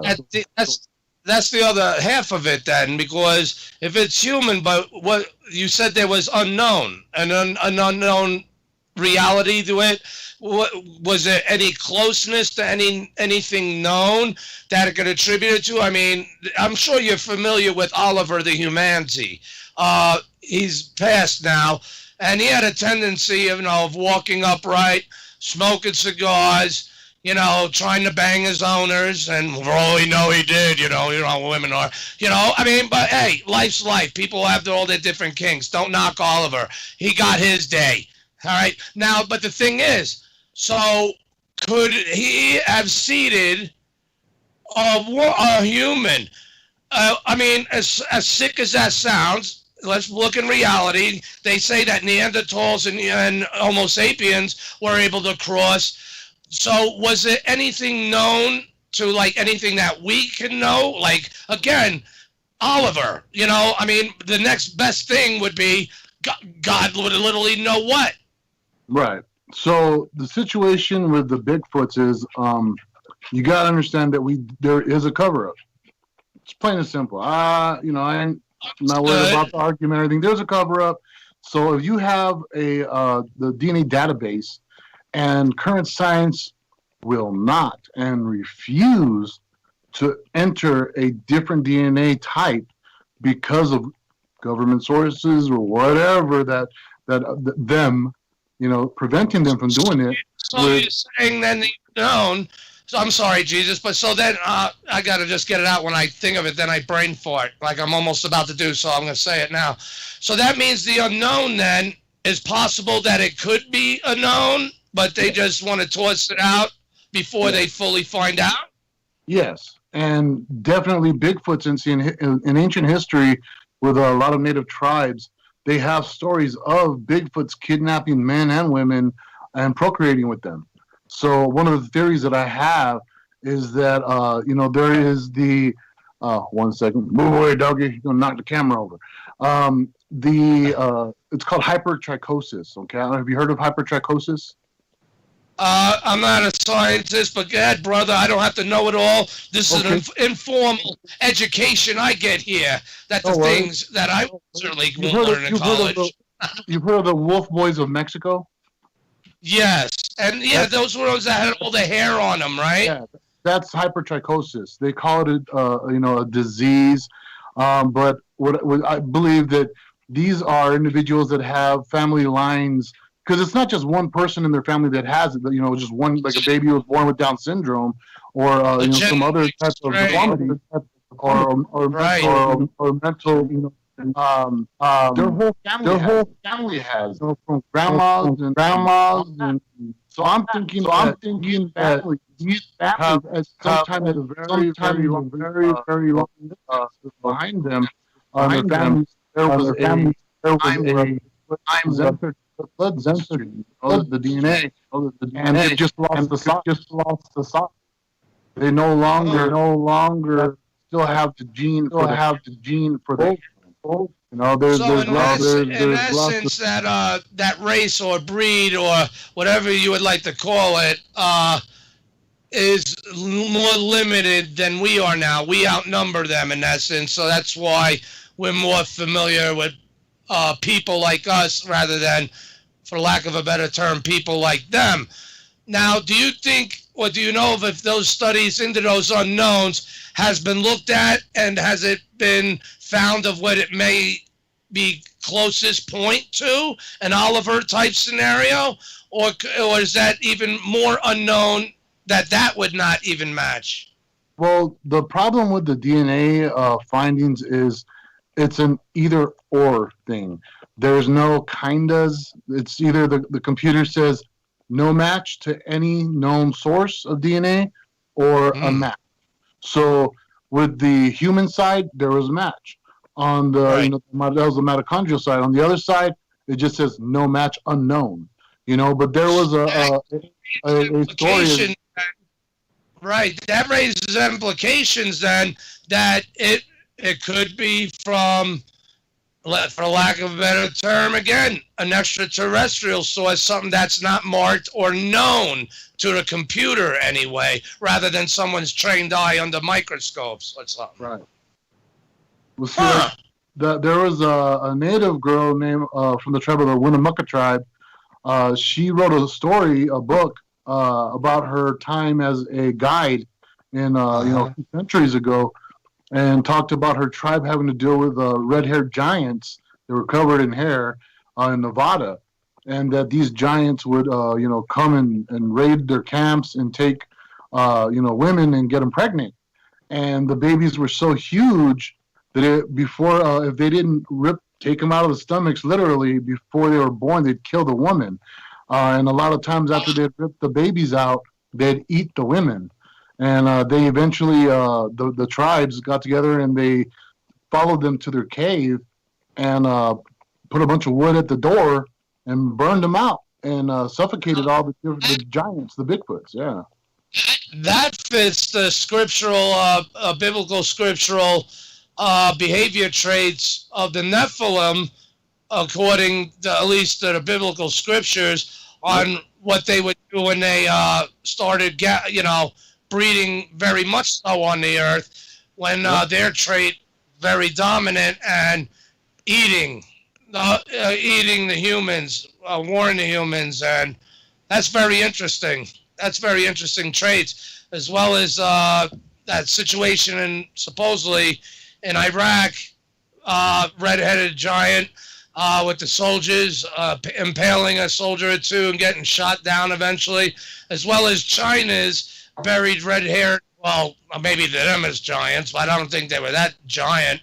Now, 8 or 9 foot tall, that's pretty big, but I wouldn't consider that a giant because, like in scripture, the big book, they were locusts in the eyes of these giants, which meaning, we're talking not 9 foot, but maybe 20, 30 foot for us to look like grasshoppers. Yeah. Oh no, there was reports in the Bible. They described them in L's. Okay, and an L was just short of a meter. Okay, so they're talking about 100 L's. Some of them were that tall, Wow. Yeah, we're talking huge. Some of them were, I know it sounds insane, but a mile tall, more than a mile. Some were, that's what they said. Some of them stood taller than mountains. Green giant, they acclimate us to that. That had the legend have to come from somewhere. Yep. P5, Yeah, fum. Yeah, indeed. No kidding. So I know you also got into a lot of work regards to even giants. So we're on par with a discussion which we probably jumped in the middle of, but I couldn't help it because to me that genome project stood out in your career there. Was that any big impact on where you were going in life regards to this research, or did you already was not obsessed like Dr. Corlado and myself and others would be, but fascinated with it? Is that what fascinated, or was your fascination there which brought you to that?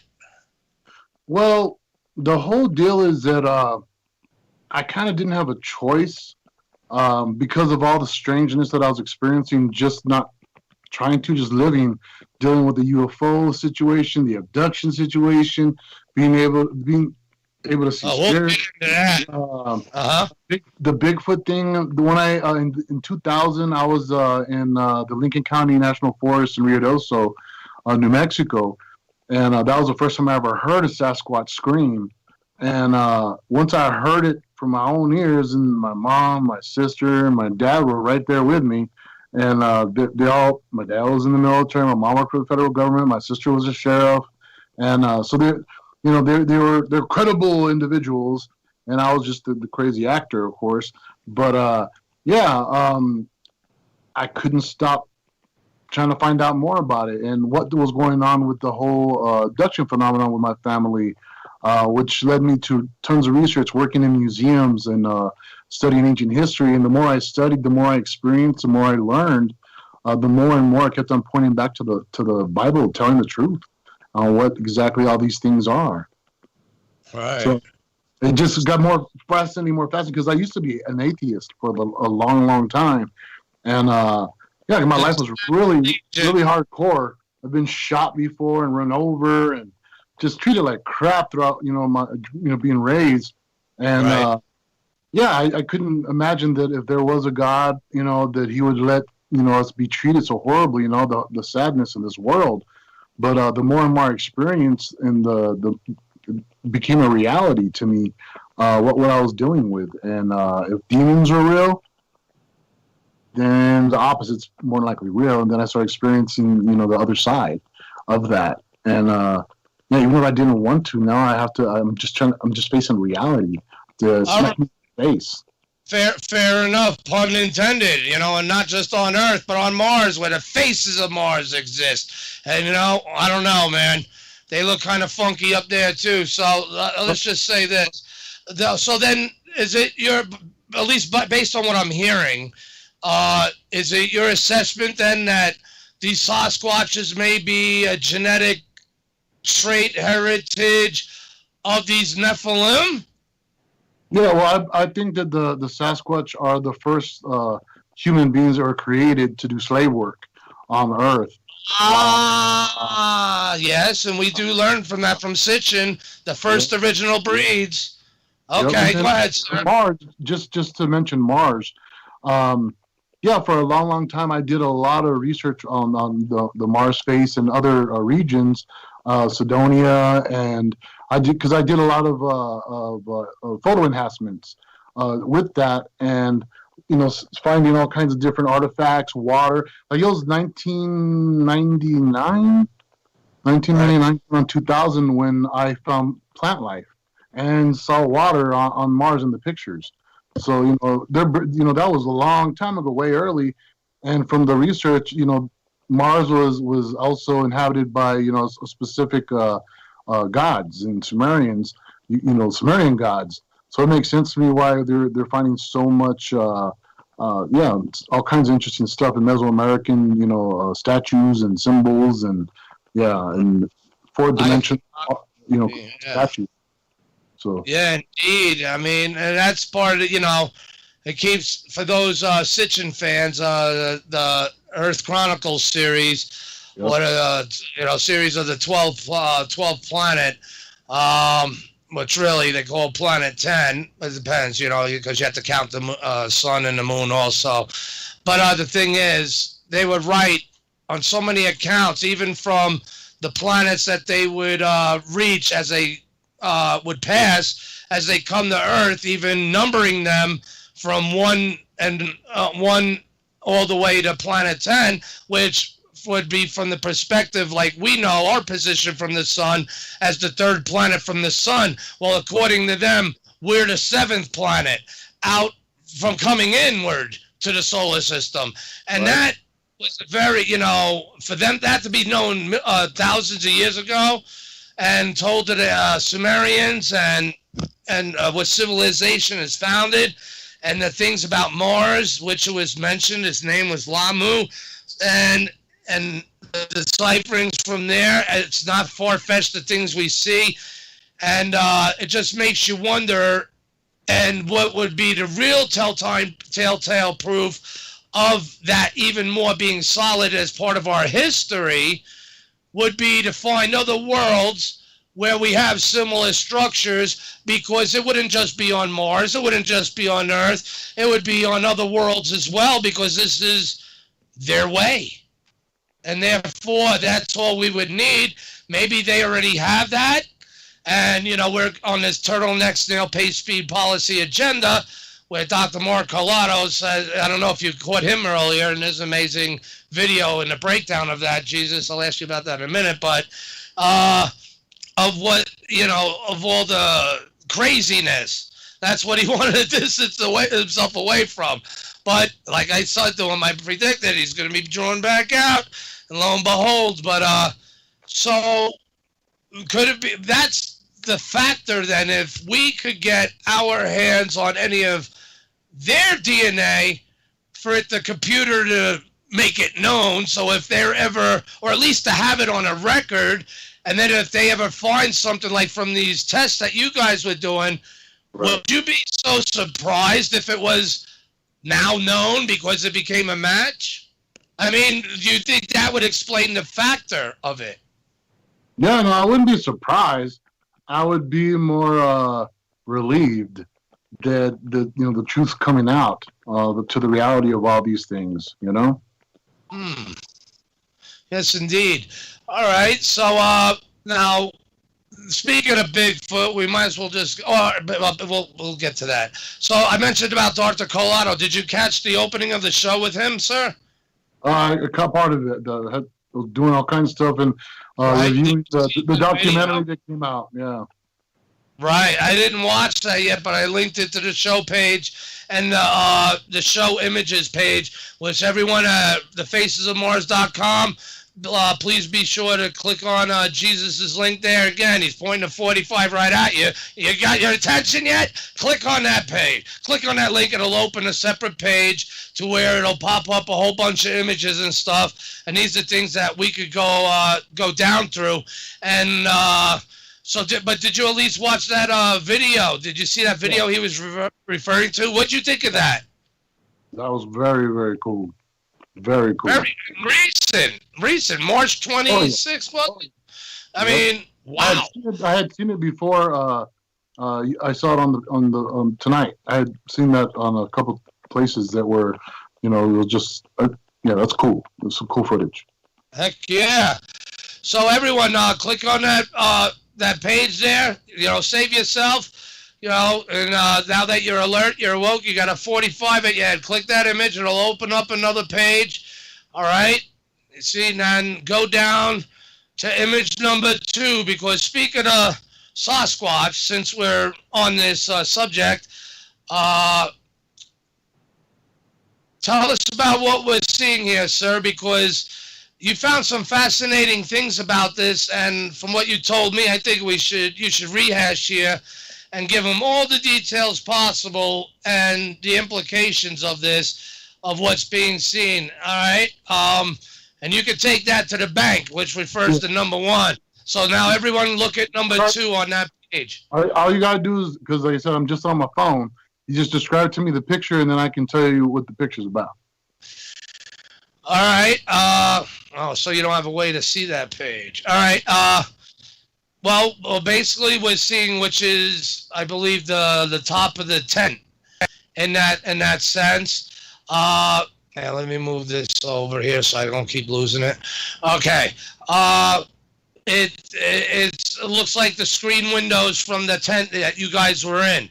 Now, is that the top of the tent from the inside, or is that like on the side window of a tent? That's what we're looking at. Okay, so what? The one with the alien face looking through it. Okay, so what you were seeing would be my back is facing the door to the tent, The guy I was with, I call him Kenny because haven't gotten his permission to use his real name because it really freaked him out, and I haven't seen him since, and I don't want to cause him any problems in his family or in his personal life. But he's sitting like right under the opening. We had duct taped the tent vent above us, with duct tape to keep in the heat, but it was so cold that night that the duct tape just wouldn't stick. So, after midnight, we had these couple Bigfoots, walk up, and they just kind of peeled back the vent hood, looking down in the tent. I'm 6'3", and I'm not a small guy, and I could stand up in that tent. So for them to be looking down, they were easily 7+ foot, tall. From my angle, I couldn't see out the tent. It was nighttime. You know what I mean? And I was using a flashlight, and my phone is lighting the camera, and he could see straight up, and he was able to see all that you see now in those photos. Because not until I got home and enhanced the photos and brightened them a lot did I realize what all was there. At first I thought it was just one Bigfoot, that was there. And it even reached under the tent, like a huge arm reached under the tent right where old Kenny was sitting and knocked him over. Ah! And I yelled at it. I was like, bad Bigfoot, no. And bad Bigfoot. I pulled his arm out real quick. You know what I mean?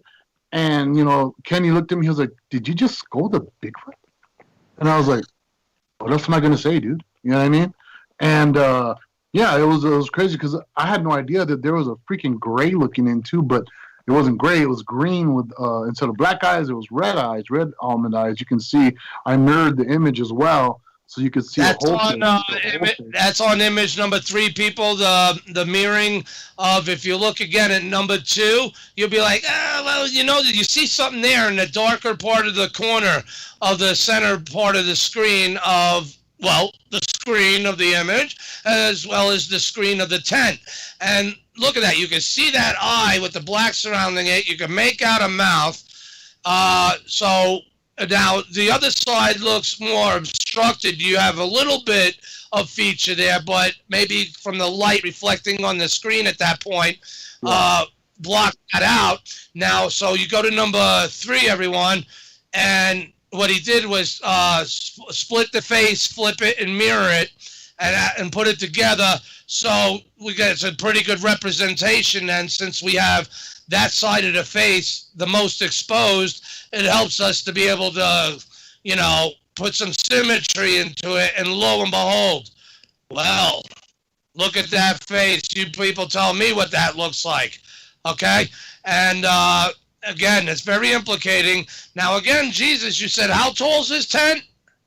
I'm 6'3", and I could stand up in it without a problem, without it touching the top of my head. So it's probably like 7 foot at least, right? Yeah. Okay. So therefore, that screen is on top, which means he's looking in. I don't see the tent caving in. Do the math, people. Figure it out. This dude ain't no little 3-foot gray.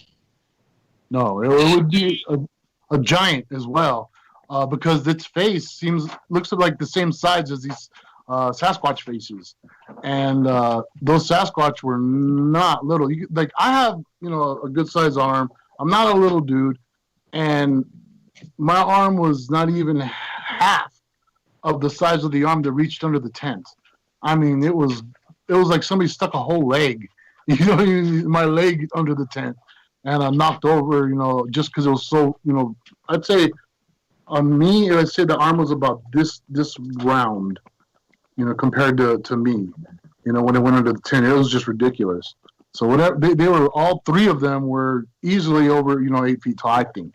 Like I said, I can't be sure. I wasn't outside measuring them, but I do know how big the tent was, and there's images I have showing them kind of their face like this far away from the opening, so their face looks even smaller. So that means that they had to come in like this, to get that close. So they're tall. They were really big. It was pretty freaky. Yeah. Yeah, bad. And he looks more. He looks insectoid, reptilian-ish. He looks like a reptilian insectoid, but with the shape of the typical bug-eyed alien grays people used to seeing. And there are, reports of not just being 3-foot beings that look like this, but also tall ones. So these are one of the tall ones, most likely, obviously, unless he was up on a Bigfoot shoulders or something, riding him with a seat or something. They float. They've been known to be able to quote unquote hover, and so there's that possibility too. You know what I mean? But the fact that the face was as large as the Sasquatch, to me, that was it. Because I sent you the picture of the hand on the tent, and you can see the difference. That's number 6. But I was going to get to number 4. I wish you were able to see it, because it's another split face that you had mirrored, but I don't think that wasn't from the same face. And number 5 looks like there's 2 different faces there, and one of them looks really pronounced, half face. The one on the left. The one on the left. The picture of the 2 faces. The one on the left is the one I mirrored. Made of whole face. You can see teeth in the damn thing. And you can see his big cheekbone. He's got a bug eye too, it looks like. But his face looks more apish. Yes. And then the other one is in the that's the one that I paused together of the questions it was making. So that one was like looking at Kenny going, but quietly. Wasn't growling or nothing. It was just messing with him because he didn't believe that they were real, and he was letting them know, because we were talking out loud and they could hear us speaking. I called them, literally invited them down that night earlier. And he thought I was nuts. I was Bigfoot, come on down, brother. Come visit us. We want to say what's up. And he was like, so they understand English.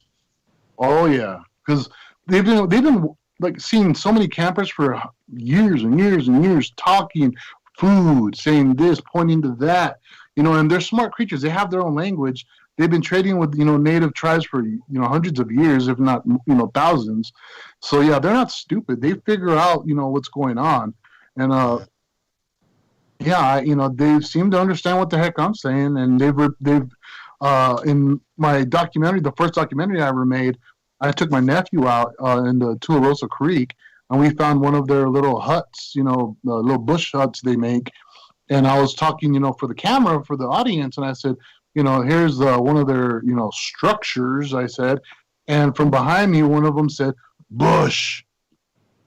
That's English. You know what I mean? There's like, he knew what I was saying, and he was like, this is what it's called.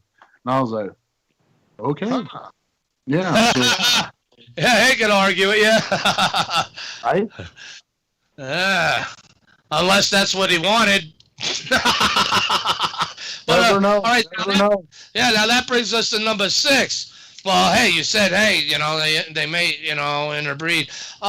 Number 6, that's the one where you were talking about the hand off the phone earlier, and then I seen this. Oh, okay, and then you have.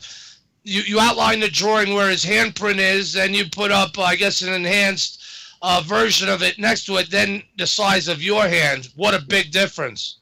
Oh, man, it's huge. So if you can do the math, I weigh easy. Right now, I'm down to a very petite, like 315 pounds. And I'm 6'3". My hand is 9 inches from here to here. So think about how big that hand is then. And what, how large the beam that it's connected to. And then the size of the arm that went under the tent, put it all together and looking down, you've got a big 8 foot, 9 foot tall creature. You know what I mean? Wow. Again, but hey, it could have just squashed it. It could have just squashed India's and tore you guys up, but it didn't. Yep.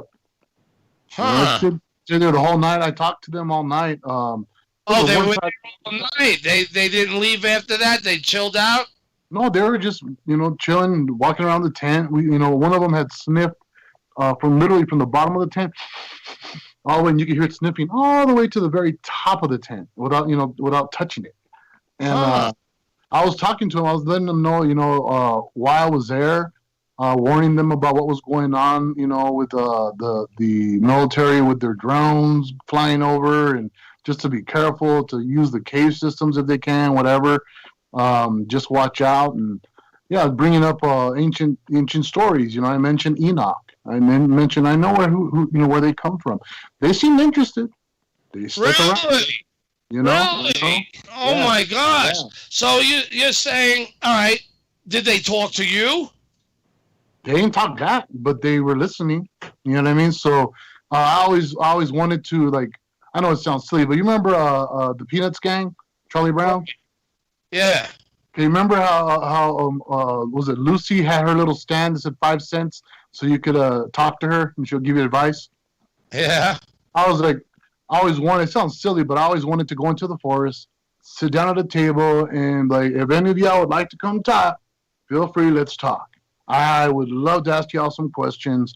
I'm not here to treat you like monkeys or, be stupid or treat you just like animals. I want to learn from these guys. Right. They have oral, history. They've been there for thousands of years. They've seen humanity, our civilizations rise and fall, rise and fall, rise and fall since time immemorial. Man, I don't know how long they live. I have a good idea they live quite a long time, and they got something to teach. They're there. They're still there for a reason. Maybe you could ask them if they have any lore or memory or tales of a civilization they had that fell. Exactly. And everybody's just too busy treating them like a bunch of giant little kids, or even, worse, just treating them like they're local fauna. They're just animals, and they are not animals. Be shot. Or monsters to be shot, yeah. Yeah, and then you get the people that are like, I won't believe in Bigfoot till there's a body. And it's like, they're still going to exist. I don't care if y'all want to see a body or not. We got the DNA proof. You still don't believe it. We have Bigfoot researchers that have taken like crystal clear pictures. Everybody calls them fake because they're too perfect. Like Todd Stanley, and I had the documentary that came out tonight on NBTV. The responses were great. Tons of positive responses. In the first 2 hours, it had 5,000 views already. And there was a few people, because I had mentioned Todd Stanley, they're like, he's a hoaxer. He's a hoaxer. And I'm like, what evidence do they have of it being a hoax? One, the majority of them were saying because his sister worked in the film industry as a makeup lady. It's like, apparently they don't understand, which I'm in the film industry, and I know makeup, and I own special effects. She was a makeup girl. She put on lipstick and patted people's foreheads and put on rouge. She wasn't a special effects artist. There's a huge difference. That's two different jobs, completely different jobs. If anybody knows, anatomy, human anatomy, this eye and this eye, there's a space in between the size of one eye. If you measure the face on Todd Stanley's image, there's room for 3 eyes. It's huge. Oh. People don't look at that. They're like, I seen an overlay of his face on the Bigfoot, and they totally match. He's a hoaxer. It's well, that's pretty funny you bring that up, because there's a Mesoamerican and elsewhere around the world, I'm sure, but especially in Mesoamerica, of masks, or jaded mask or other type of mask where the eyes are so far apart, especially those masks that were supposedly with all the ancient type of, I'm not going to say ancient aliens, the aliens, those egg-headed, cone-headed aliens with that have pyramid spaceships. You know which ones I'm talking about, right? And the eyes are far apart. Maybe it'll fit those dudes. Maybe that was part of their civilization. It would. They're huge. It just, in general, their morphology, their facial structure is different from us. You mentioned Cro-Magnon. A lot of people don't realize that the Cro-Magnon skeletons, they're over 7 feet tall. They were huge. Their bones were way thicker. Their brows way thicker too. That means they lived a lot longer. As we grow older as humans, they would beat our ass. They would beat lions' asses. They would just literally go like this and go beep, break us apart like that, like nothing. So many. They say there's no bodies that have been found or skeletons, which is bullcrap. There's a ton of ancient mounds throughout the forests of North America, South America, and many other places where they found giant bones, giant skeletons. And Hugh Newman, he's one of the people that talk about these findings in the old newspapers and the that have been hidden since then. But they called them, oh, those were just Vikings and giant, Native Americans. That's all. Yeah, 10-foot, 12-foot giant, natives, and they refused to even connect the idea of they were Bigfoots. You know what I mean? But if you look even in Europe, their ancient history, they have the wild men of the forest, which were giant and covered in hair.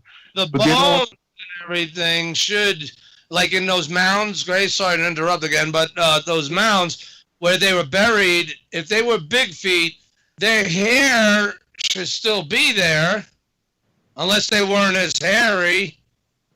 Maybe not necessarily. White is black. To the point. For breeds.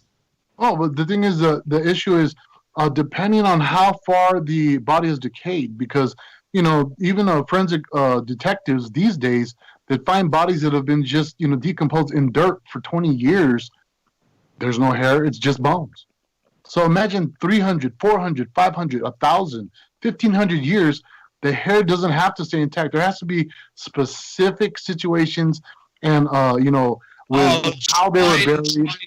Right, you're right. Like the elongated skulls of Peru, it's so dry, and the right conditions where the hair would stay, and certain ones in Asia, or mummified. Right, I see what you're saying, because different climate. You're right. My ignorance again. This is my college right here. I'm formally educated, but that's all right. I'm not ashamed of it. Right, it helps put the pictures together. The thing that we have to remember as researchers and of the truthers out there, the cryptozoologists, we have a bad habit of thinking we know everything.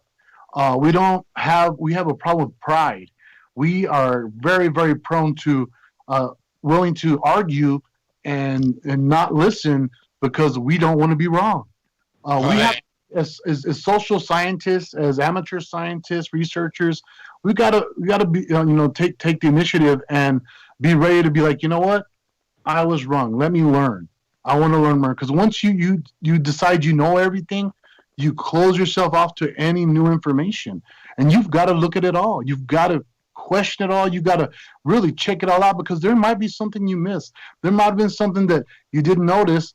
You smoke one and hey man, you notice other things, or you're in a bad mood that day and you didn't feel like seeing it, or you just refuse to acknowledge something because it's so stupid. Somebody when with the whole flat earth thing, I thought it was just the most ridiculous thought process and ignorant thing in the world until I tried to prove it wrong.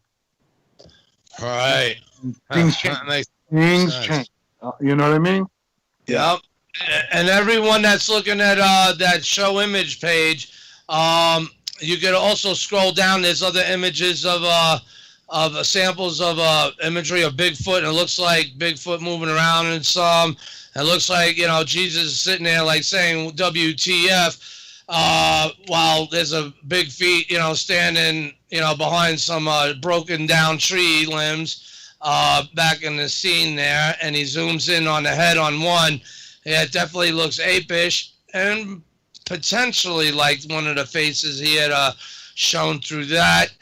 Let me think here. That was that same day. That night was when I saw that was that day, that image right there, because they're smart. So if you put a camera facing them, they'll duck out the way. They'll hide. So I knew it was back there. So I do a selfie. And they've seen people do selfies all day now, for years, for good 10 years now. So I'll just pretend I'm looking at myself when in reality I'm aiming it at them. And that's why in the picture I'm like, holy crap. You know what I mean? I was like, ooh. Yeah. That's, you got to get it as you can, do what you can do. Yep. So, but I think it's, this is a cool time to take a break. Are you cool with that? Because we got a lot more to get into, obviously. I need to pour more coffee in my cup. So. All right, that's cool. And listeners to this show, you could pour some or pack them and smoke them, because you're definitely going to need them when we come back on the Martian Revelation. I'll be back. Don't run. We are your friends.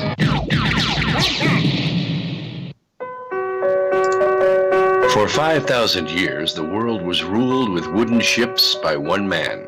242 years ago, a small group of free men declared independence and crafted a new nation based on liberty and freedom. Global elites have been fighting to destroy this new nation called America ever since. Based on actual events, Charm of Favor tells a true story of how they took over the election system. They infiltrated federal agencies.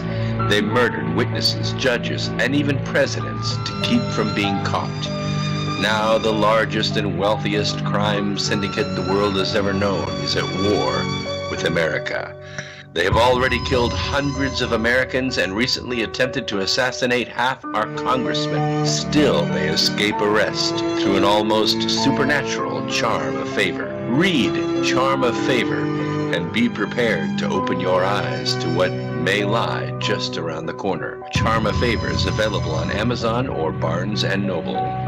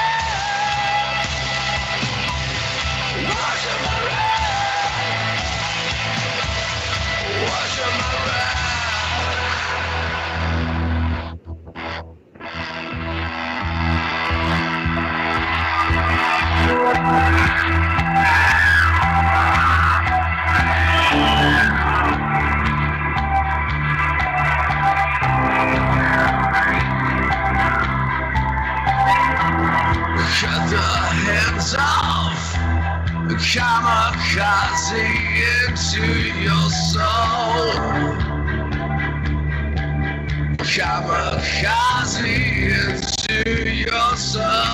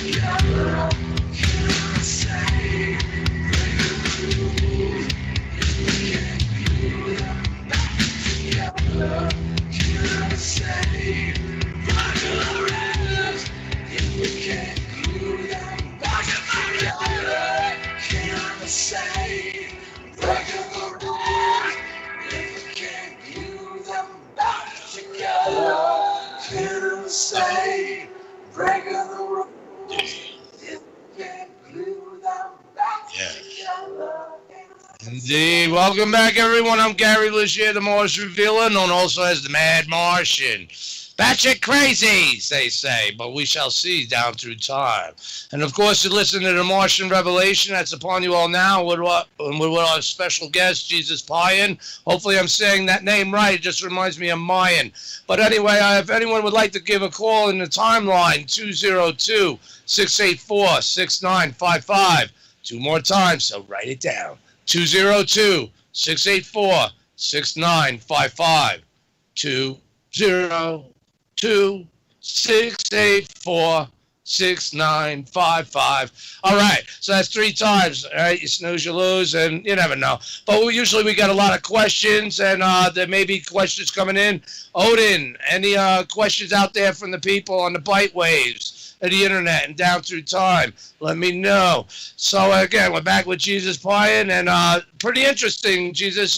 Again, very interesting life you've had, and I'm still fascinated with these subjects, but let's move on down the list more, because I want to talk about some of those other aspects of your life regards to UFOs and such. But before we do that, it seems that you're a very talented artist as well, as pictures 7, 8, 9, 10, 11 seem to show. Very realistic.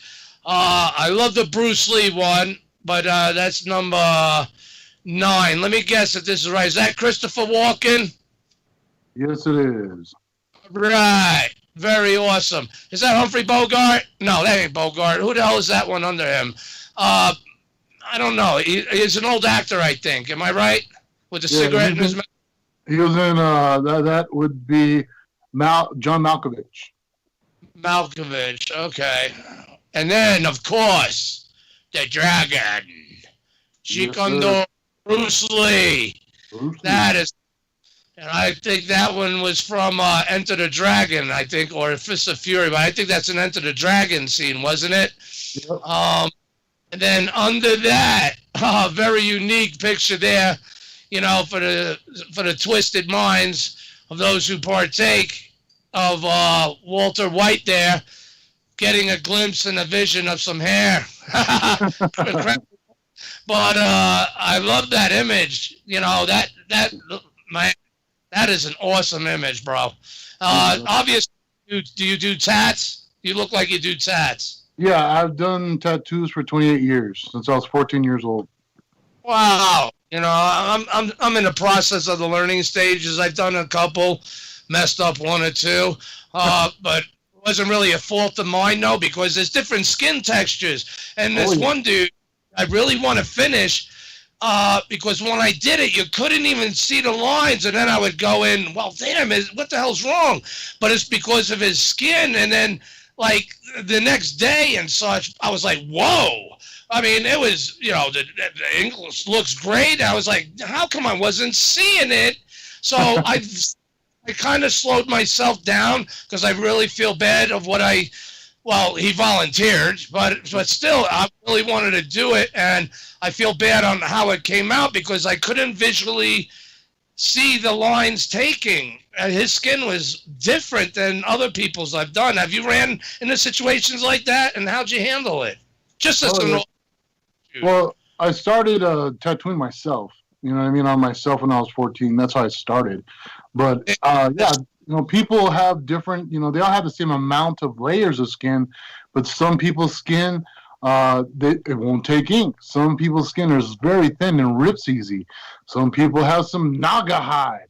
So, you know, it takes different pressure, less pressure, a thicker needle. It didn't look like it took it when I was doing it.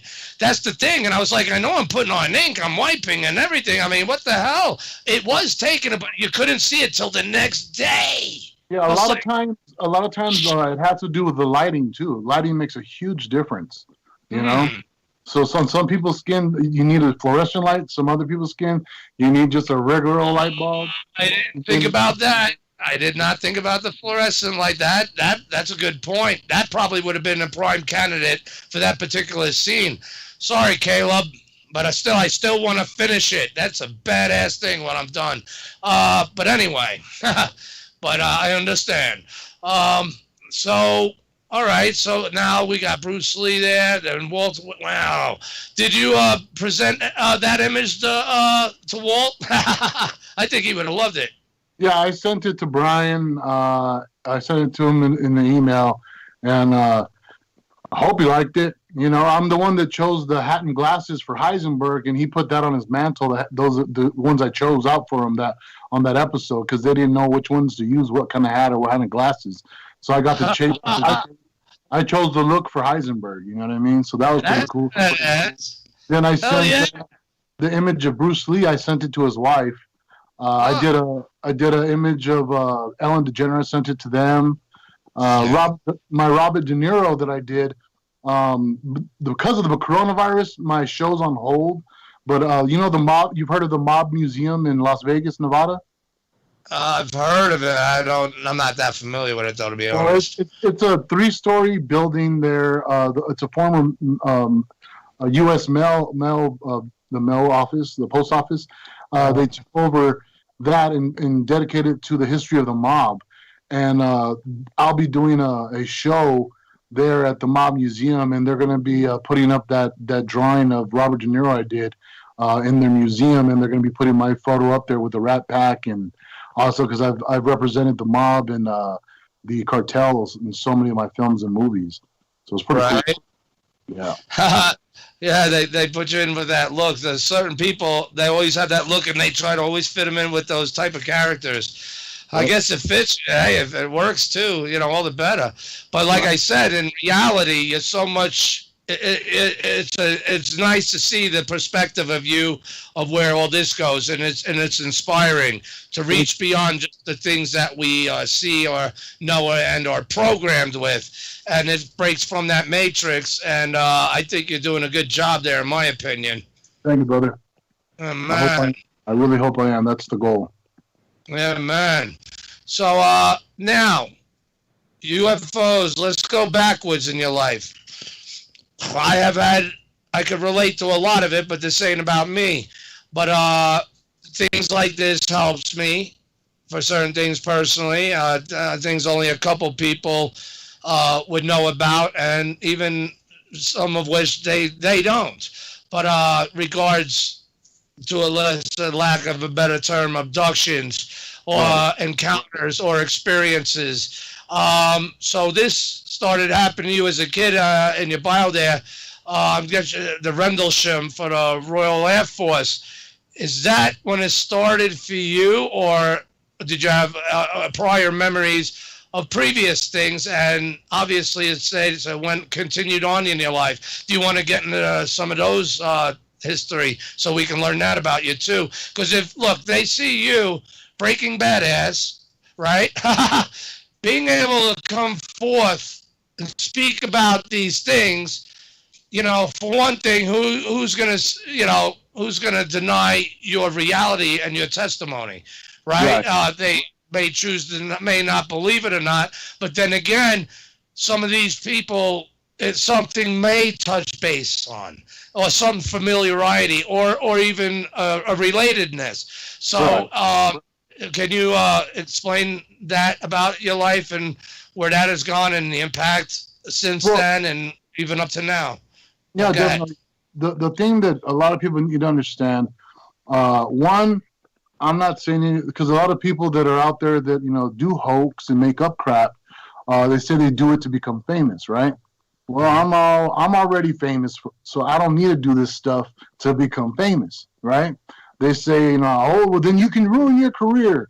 People are going to think bad about you and think you're crazy. It's like, well, I'm in a unique situation in society because, thanks to Donald Trump and a whole bunch of other people that agree with his thought process, they see me, they just see a big ass dumb cholo or Mexican, whatever you want to call me, and so that right there alone, if you don't know me or know my history, that's how they program the world to make you. Again, like you said about your image, they put you in certain roles, and therefore that's the programmed mentality of how say we're all grown up with. But as we mature and open our minds and explore more, and listen to testimonies again like yours, it ain't a bad thing. It ain't a geeky thing. We're missing out on all the best things. But God, I didn't mean to rant. So no, I agree. So because I get messed with by the police force, I've faced many years on false charges. I'm still not a felon because I haven't done nothing. I've never been convicted because they've all been false charges and just harassment, just on how I look. You know what I mean? Literally, just on how I look. I have people. I walk to the store to buy groceries currently. You know what I mean? I like to walk. I need to walk. I got diabetes. I got to stay in decent shape. But people are calling the cops on me just for being out there walking, and I have sheriffs and state police that follow me around. It's silly as hell, But so that's why I've been treated like crap for so many years. I play the scum of the earth in movies and film. That's why I go and speak at schools and try to explain to the kids that I'm just playing, movie roles. That's not who I am or what I am because I look a certain way. You can look like me and be a good person. So, just to get to the point, though, like you said about the abductions, this is why I don't mind talking about all this stuff because the majority of the society out there that doesn't know me, they don't give a crap about me anyway. They think I'm just a piece of crap human being. So they can't make me feel bad. They won't make me be worried about what they think about me. I really don't care. All I care about is the truth, my family, God and my children, you know what I mean? And the world's children out there and what they learn and how they're experiencing life.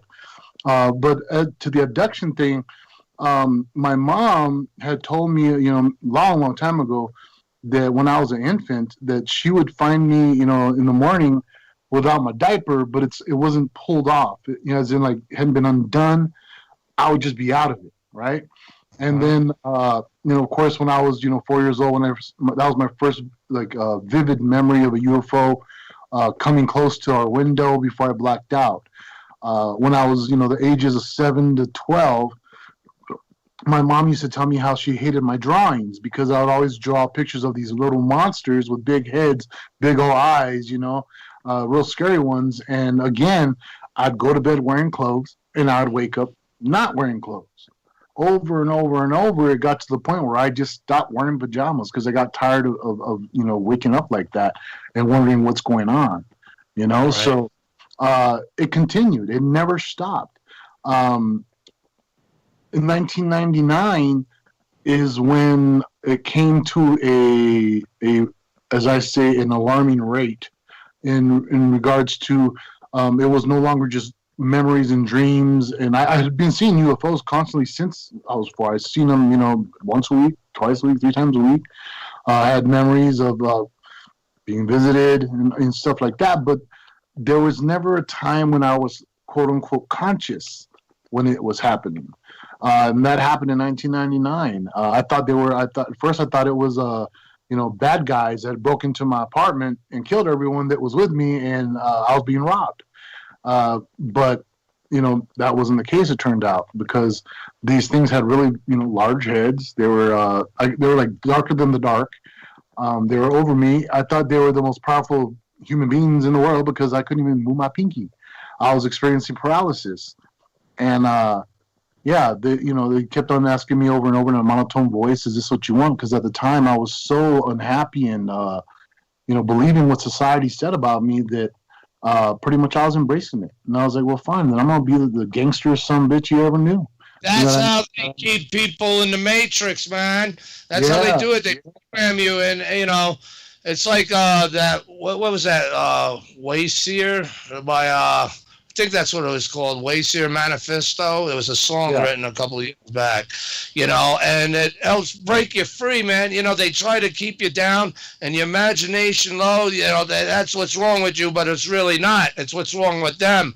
They try to suppress us, and that's the way it is. And that's why all these technologies that's being suppressed, and knowledge is that obviously they're probably further ahead in knowing than what we know. And they probably have the answers to all this shit already.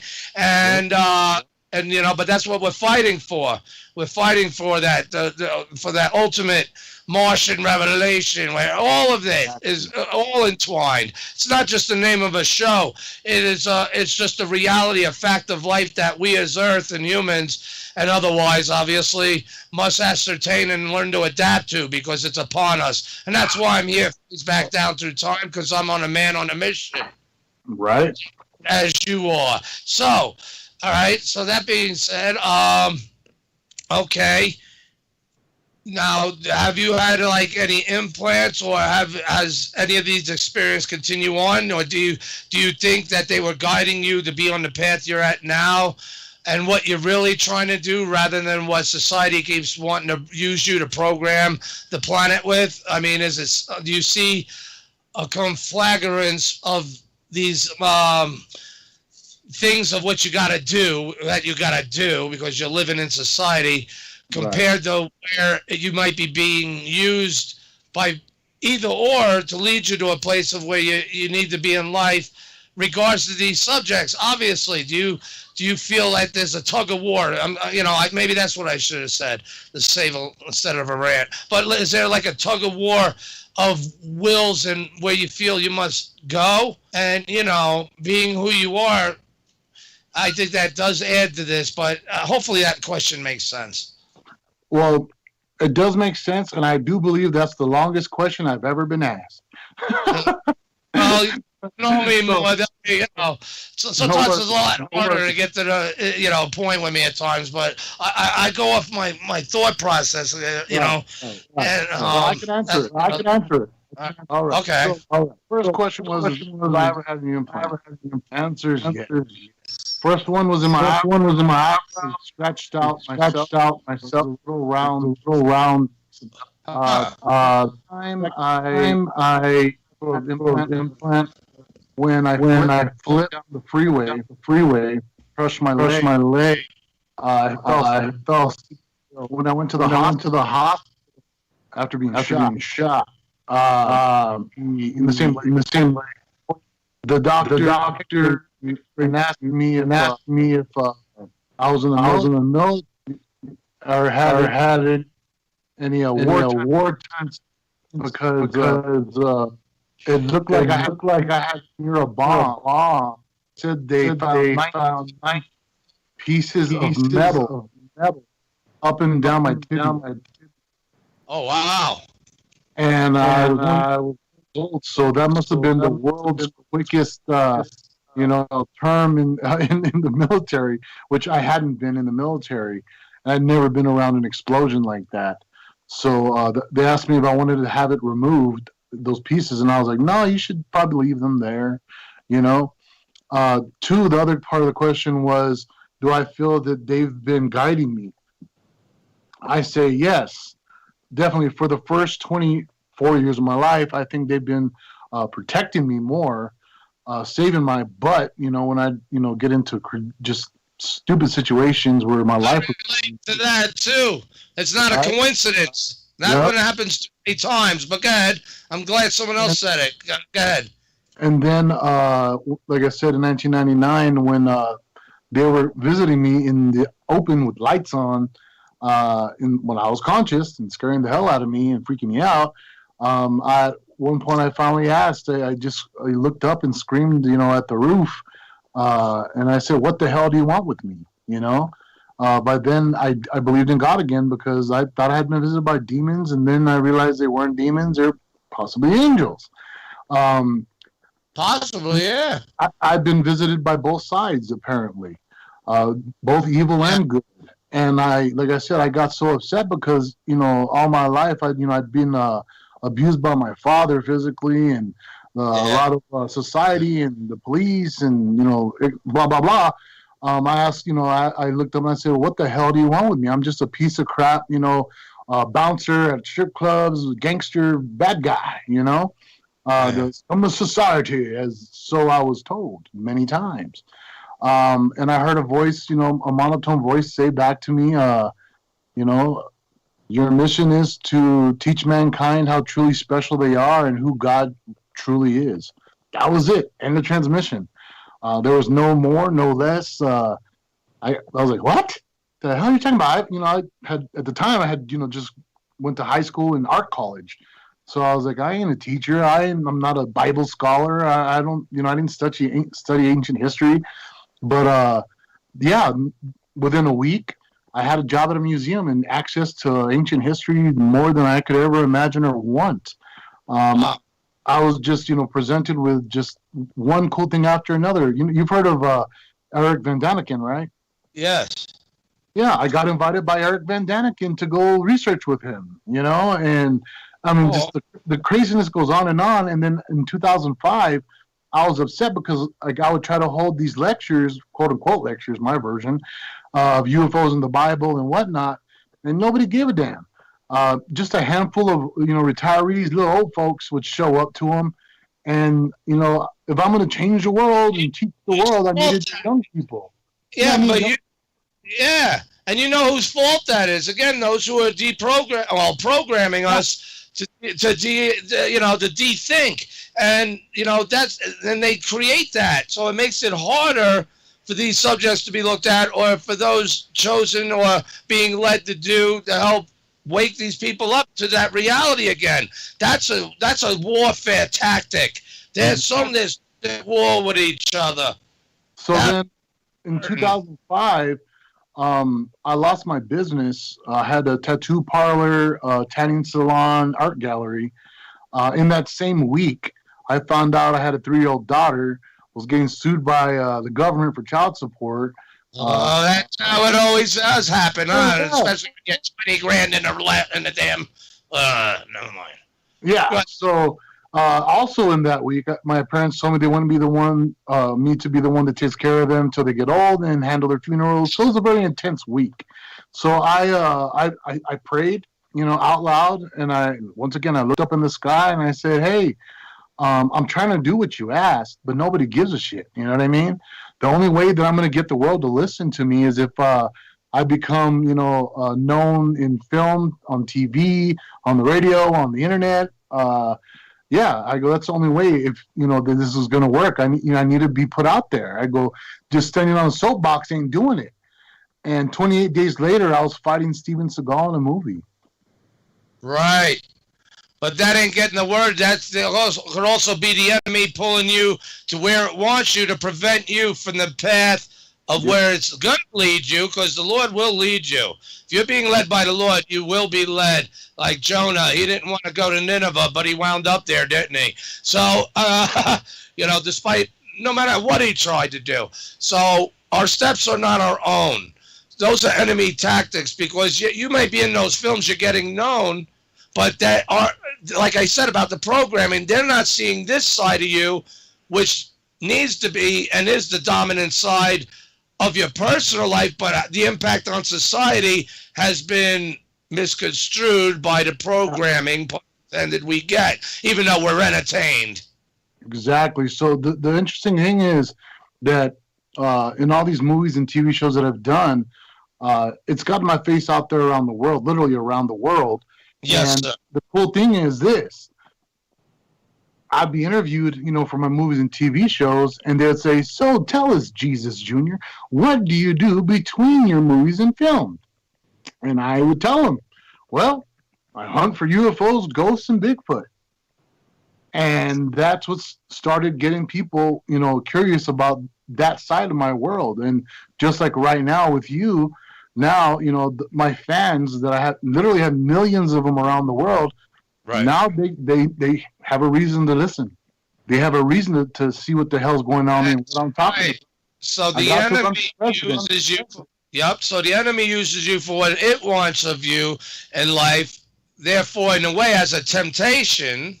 Now, we're going down that road. I see how deeper your soul is. That's why I'm talking like this, if you don't mind. So now, but yet he's leading you to, obviously, like you said, to gain that, the break from the temptation side of it to where you're doing what you're supposed to be doing on the path you're on.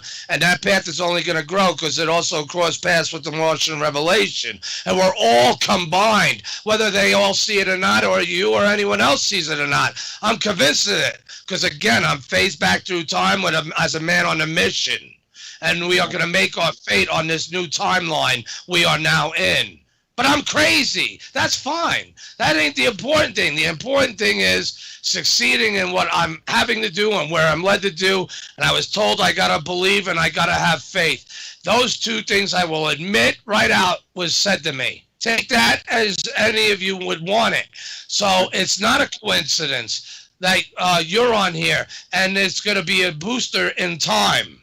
And for those down through time who are hearing this now, it's boosting them. See, I'm crazy, though. No one can fathom that.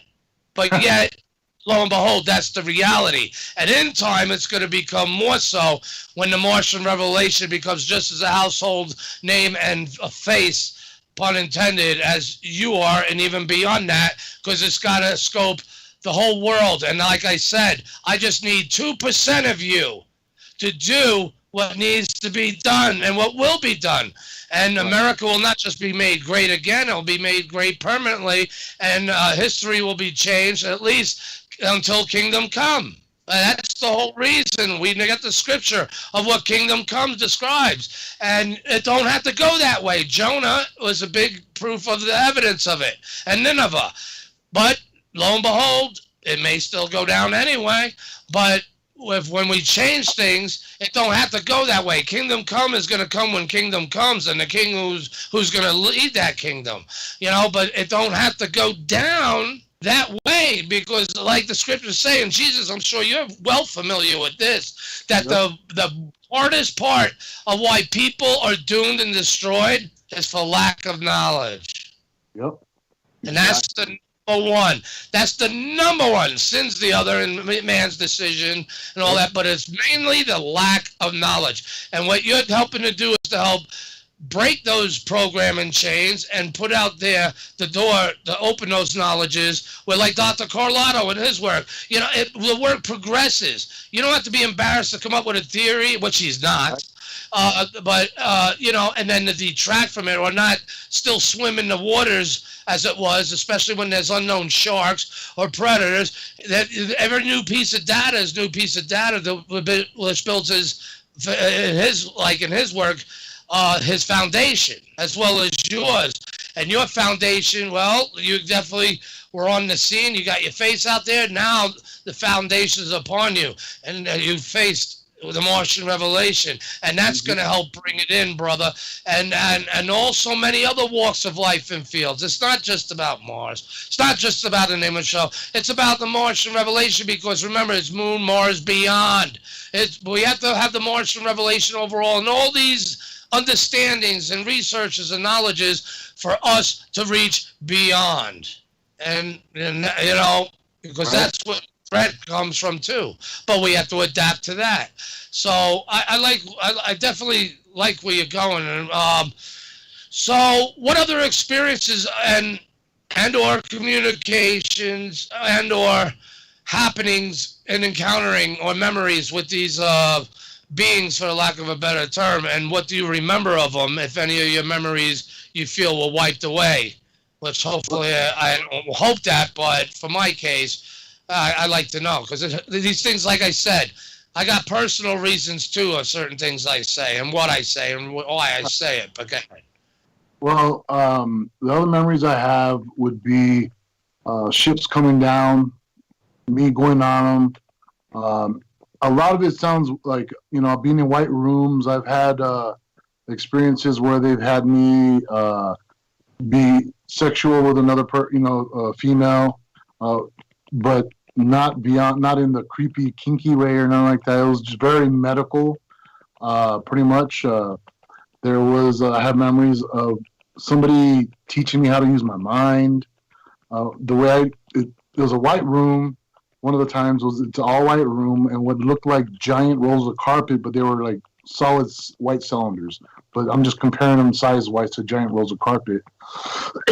In the memory, they had me learning how to move it with my mind, you know, without touching it. Another memory I had was, there's always somebody standing behind me. And most of the time they'd put their hand on my shoulder from behind. I got to sit down in what felt like a captain's chair that was like molded out of the floor. There was no corners, no screws holding it down. It was like just bleh, you know what I mean? Kind of real weird, moldy, perfect chair, and with my hands on the armrests. There was a big screen. I don't know if it was a flat screen TV or if it was a windshield, but I could see stars. I was somewhere, you know. I looked back over my shoulder during that instance, and the odd thing was it looked like me, but not me as in, because I'm chubby. I was really overweight at the time. You know, I was weighing about 450 pounds. This person looked just like me, but was in good health. Probably weighed about, I don't know, looked like 220 or something. Good shape, but had a long beard and long hair and purple irises. You know. Wow. Yeah, but it was me. It was like I had a clone, and it was creepy. And then he just smiled, looked down at me. He was the one that had his hand on my shoulder, and I turned back around, and I was like, you know, just like, whoa. And then I woke up. When I was a child, I have memories of being trained physically. That's funny there, what you just said. Mean Green and maybe a couple others that only that know what he just said there. And then he woke up. That doesn't mean he was dreaming. Go ahead, sir. Yep. When I was younger, I had memories. This is when I was like 12 years old, I guess, and forward, of being trained in combat. In techniques of fighting, you know, techniques of how to getting shot at, what to do, how to duck it out.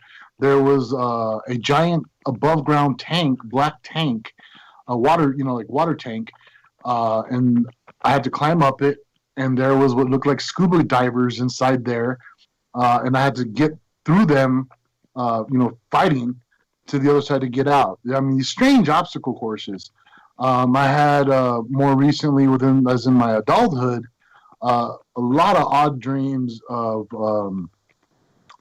strange scenarios. Like I had this one where I am what looks like in like Georgia savannah, where there's a bunch of those big white houses, you know, the slave owners used to have, you know, and weeping willows everywhere, and never been in that place before. So pretty, could be so damn dark, you know. Yeah, so I'm there, and there's these what look like two Mini Coopers, but old ones, you know, from a while back, you know, in the backyard, you know, just kind of rotting there, and I hear a little dog barking. Okay, so I go up to it, and I'm like, man, it's hot out here. If there's a dog stuck in this car, I better let it out. It's going to die, you know. I feel horrible. So I open the door, and I hear barking, and it's coming from the foot area where the pedals are for your gas and brakes, but there's just a blank hole there, and this little tiny dog, it looked like the dog from The Mask with Jim Carrey, jumped out and took off around the corner. Jack Russell, yeah. Jack Russell Terrier, and I followed it. I followed it around the side of the house, and it went into the which looked like the door to the kitchen. I walk in the kitchen to follow this dog, which I would normally not do. Walk into a house without it being my own, but it was so weird. I just followed it, and this kitchen was really nice. There was copper pots and pans hanging over an island. I mean, really nice kitchen, and there was a room. A big opening to what looked like I guess a sitting room / family room kind of. And I walk in there and I see this little old lady on a couch, and behind her there's just tons and tons of these photos, in frames on the wall, covering the whole wall. And she's there knitting, and the little dog's next to her, and she just looks up at me and just smiles. And I go, ma'am, is that your dog? It was stuck in the car. And as soon as I said that, the dog turned into a little blonde girl. And it didn't seem to freak out the old lady. So I was like, well, I guess I'll be leaving now. So I turned around to and there's five rays, one black outfit. But they didn't have the usual bulb, like the picture that from the tent. These ones had more horizontal old shaped heads, skin, and the big eye. And one of them had looking, and they were I could hear them, and start speaking with their mouths. But I could understand. And one of them said, "Keep speaking in the tongue we're saying." And I thought, I know what you're speaking. And they all turned like surprised. And as soon as that happened, I quote unquote woke up, and I was back in my room. So. I have had so many different, weird experiences like that. I have a memory of you're familiar with the Rapa Nui statues, on Easter Island? Yes. Well, I have a memory of being surrounded by about 6 of those guys, they're huge, but they were real. They weren't statues. They had big, giant noses and earlobes, and they looked ancient and leathery skin, you know what I mean? And they were all around me, and they were speaking to each other in a real guttural, deep, made Barry White look like a little girl voice, talking to each other. And I was, in the middle of them on the ground, and it was real dark in there, but I could see them slightly. And they were having me do physical things like, do push-ups, do sit-ups, or do this. And I heard one of them say to the other, which I didn't understand, the heck they're saying physically, like or audibly with my ear. It was more of a thought situation. Yeah, and you could hear the thoughts. Yeah, and that's why I would try to think 3 or 4 different things at once while trying to keep a centered thought. I didn't know if it worked or not, or if it works, but I wonder if you can relate to that. Go ahead. I'm just thinking out here. Go ahead. For sure. One of them said to the others, "I can't believe he's able to do these things being so physically out of shape." And I remember being offended and looking up and going, "Hey, what the heck, man?" And when sit up your ass. It's amazing this fat ass can actually do those things. And so, yeah, that kind of made me feel bad. And then I woke up. There's been, like I said, many instances like that, and they're everywhere I've been. Everywhere I move, the UFOs follow. I've got the photos to prove it in the video. Just go to my YouTube channel, and the last 30 days. You have some also on the show page that with the pictures. People, you can just scroll down those images. And you can see some of the examples he takes, and some of them are really wild, which I still want to get into in a little bit. But are you cool if we go to our last break, sir? Sure. Sounds good. Sounds good. All right. Therefore, just please mute your mic till we're back.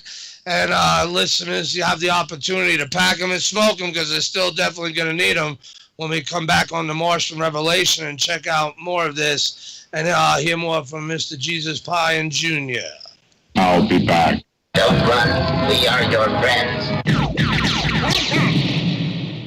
Once in a decade, a true story comes along that remembers the future. After 6 Amazon bestsellers, I have completed the epic Birth Trilogy, a true story of Earth. By reading this trilogy, you will be drawn from the origin to the final destiny of Earth in a white-knuckle ride that combines the intrigue and drama of Clancy with the epic scope of Prometheus and Interstellar. You will learn more about the purpose of life, the mystery of death, and the true nature of your soul that you thought possible. The Birth Trilogy is now available on Amazon and Kindle.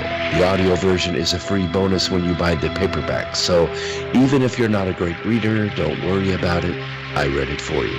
Use the Amazon app today and buy the Birth Trilogy, spelled B-E-A-R-T-H, or search for my name. I'm Brooks Agnew.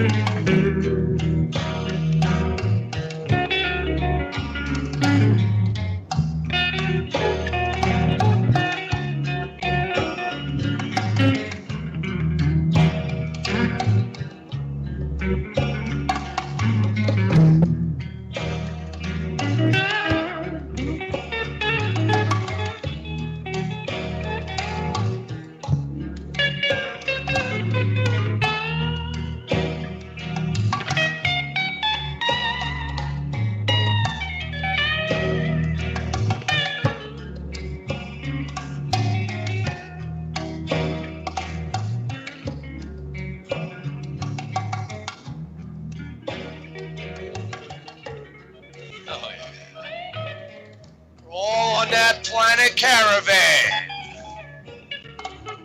Nice redo by Pantera of the original Black Sabbath song.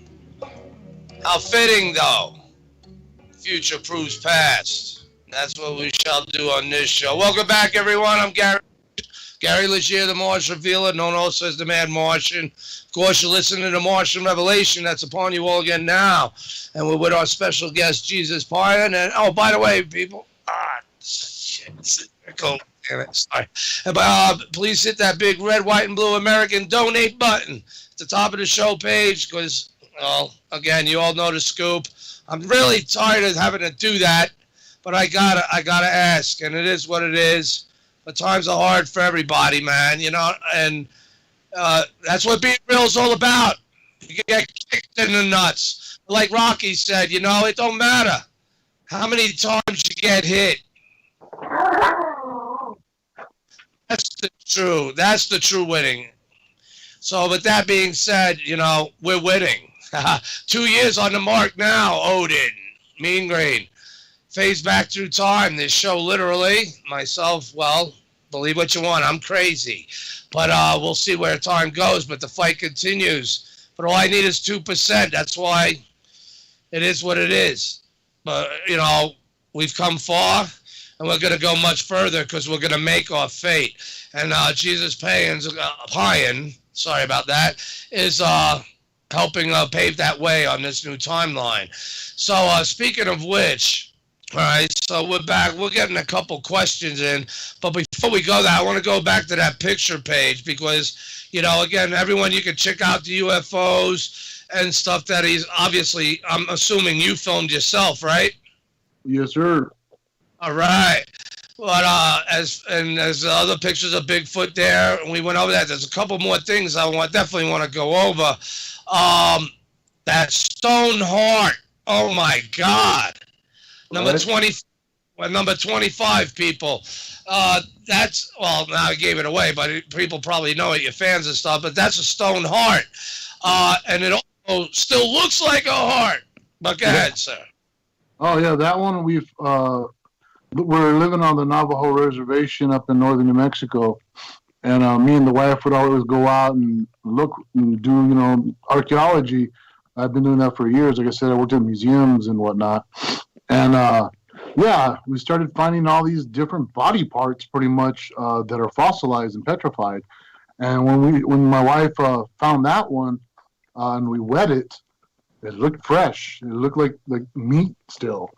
And we were just like, holy crap, you know, it literally, it's a heart, you know, and we found some that were the size of beach balls, huge hearts from, I'm guessing, giants of some sort. May have been animals or giant people, I don't know, but I even sent you a picture of a toe bone, which looks like a human toe bone, but it's about a foot long, which means that was a very big toe. Connected to, I'm guessing, an even bigger foot. So the image, 32 people, and he has a diagram of what the toe bone will look like, and I am assuming that the feature under that well, people would say rock, is a fossilized toe bone. Yeah, yep. So which is they're called mud fossils. I've been researching, you know, these things for a while now, for years. There's a man named Roger Spur on YouTube. He has a channel called Mud Fossil University. I want to show mad love to this dude because of the research he's doing, because he's actually been having a lot of these rocks, quote unquote, tested for DNA, and they're coming back human, you know, and giant parts, you know, giant fingertips from beings that are, you know, 30, 100 feet tall even. They're coming back as human with human DNA. So, you know, apparently he has a problem. Nobody wants to represent him. Nobody wants to hear him out. So I'm saying I will. I'll share the information. I really don't, like I said, I am just here to share knowledge, and I don't care if people believe me or not. That's right. Again, they're all they're all by default in that sense, because this is been going on for a long time, this programming. And so this, again, well, now the brain fart again. That damn pain in my back is a pain in my ass. But anyway, damn it. Sorry, man. My neck and my back. Huh? So my neck and my back. Yep. Yeah. Oh, yeah, the other one I would have bought. But anyway, you see, the thing is, all right, so these things get all Smithsonian the way. They get all covered up, the giggle factor put in. You know, it's like those deep staters of the world. They have all the money. They're the ones that want to create the race stuff. He said, she said, that don't like this one, don't like that one for their own gains, while we wipe each other out and all this. And so then we'll be forgotten. And then what? They who have these knowledges, what are they going to do with such knowledges? I mean, it can't be anything good. It's not leading to nothing good. They cover things up. Things got to be revealed, you know? And that's what this shows, even though that wasn't the point I was trying to make, but it still went into that, but it still makes sense. Now, here's a picture here. Sorry, everyone, but number 31, everyone, on that show page. Look, now people would say it looks like an ancient Greek statue or something of some dude laying across a rock who's obviously, you know, seen better days. Now, can you tell us about that image before you tell us about that image? Like, one, where is it? How big is it? And then, you know, tell us, do your thing with this. It surprised me, and I see why after looking at it later after we talked. I see what you mean. But go ahead, sir. Okay, so that image I got from, like I said, Mud Fossil University's YouTube channel. He didn't give a location of it, but the thing that was important was that he is showing the anatomy of this statue. Supposedly, it's a carving that was carved out of this rock, but the only problem with that is when you zoom in to this image, you see where a lot of it has deteriorated and parts have fallen off. And specifically, his face and his knee. If you look at the nose, the tip of the nose has broken off, and there's what looks like what the bone showing through on his knee. And his the tibia side of his shin bone, it's broken off and fallen off, and you can see kneecaps, you can see tendons, exactly. You can see the musculature underneath, which that's not how statues are carved. You know, when they're carved out of stone. So it's just one of the examples, many examples of some of the research he's done. With these giant statues that we believe are statues when in reality are not. They're actually petrified giants. As crazy as that sounds, but you know what? UFOs, Bigfoots, ghosts, and demons sound crazy too, but they're real. So, what can I say?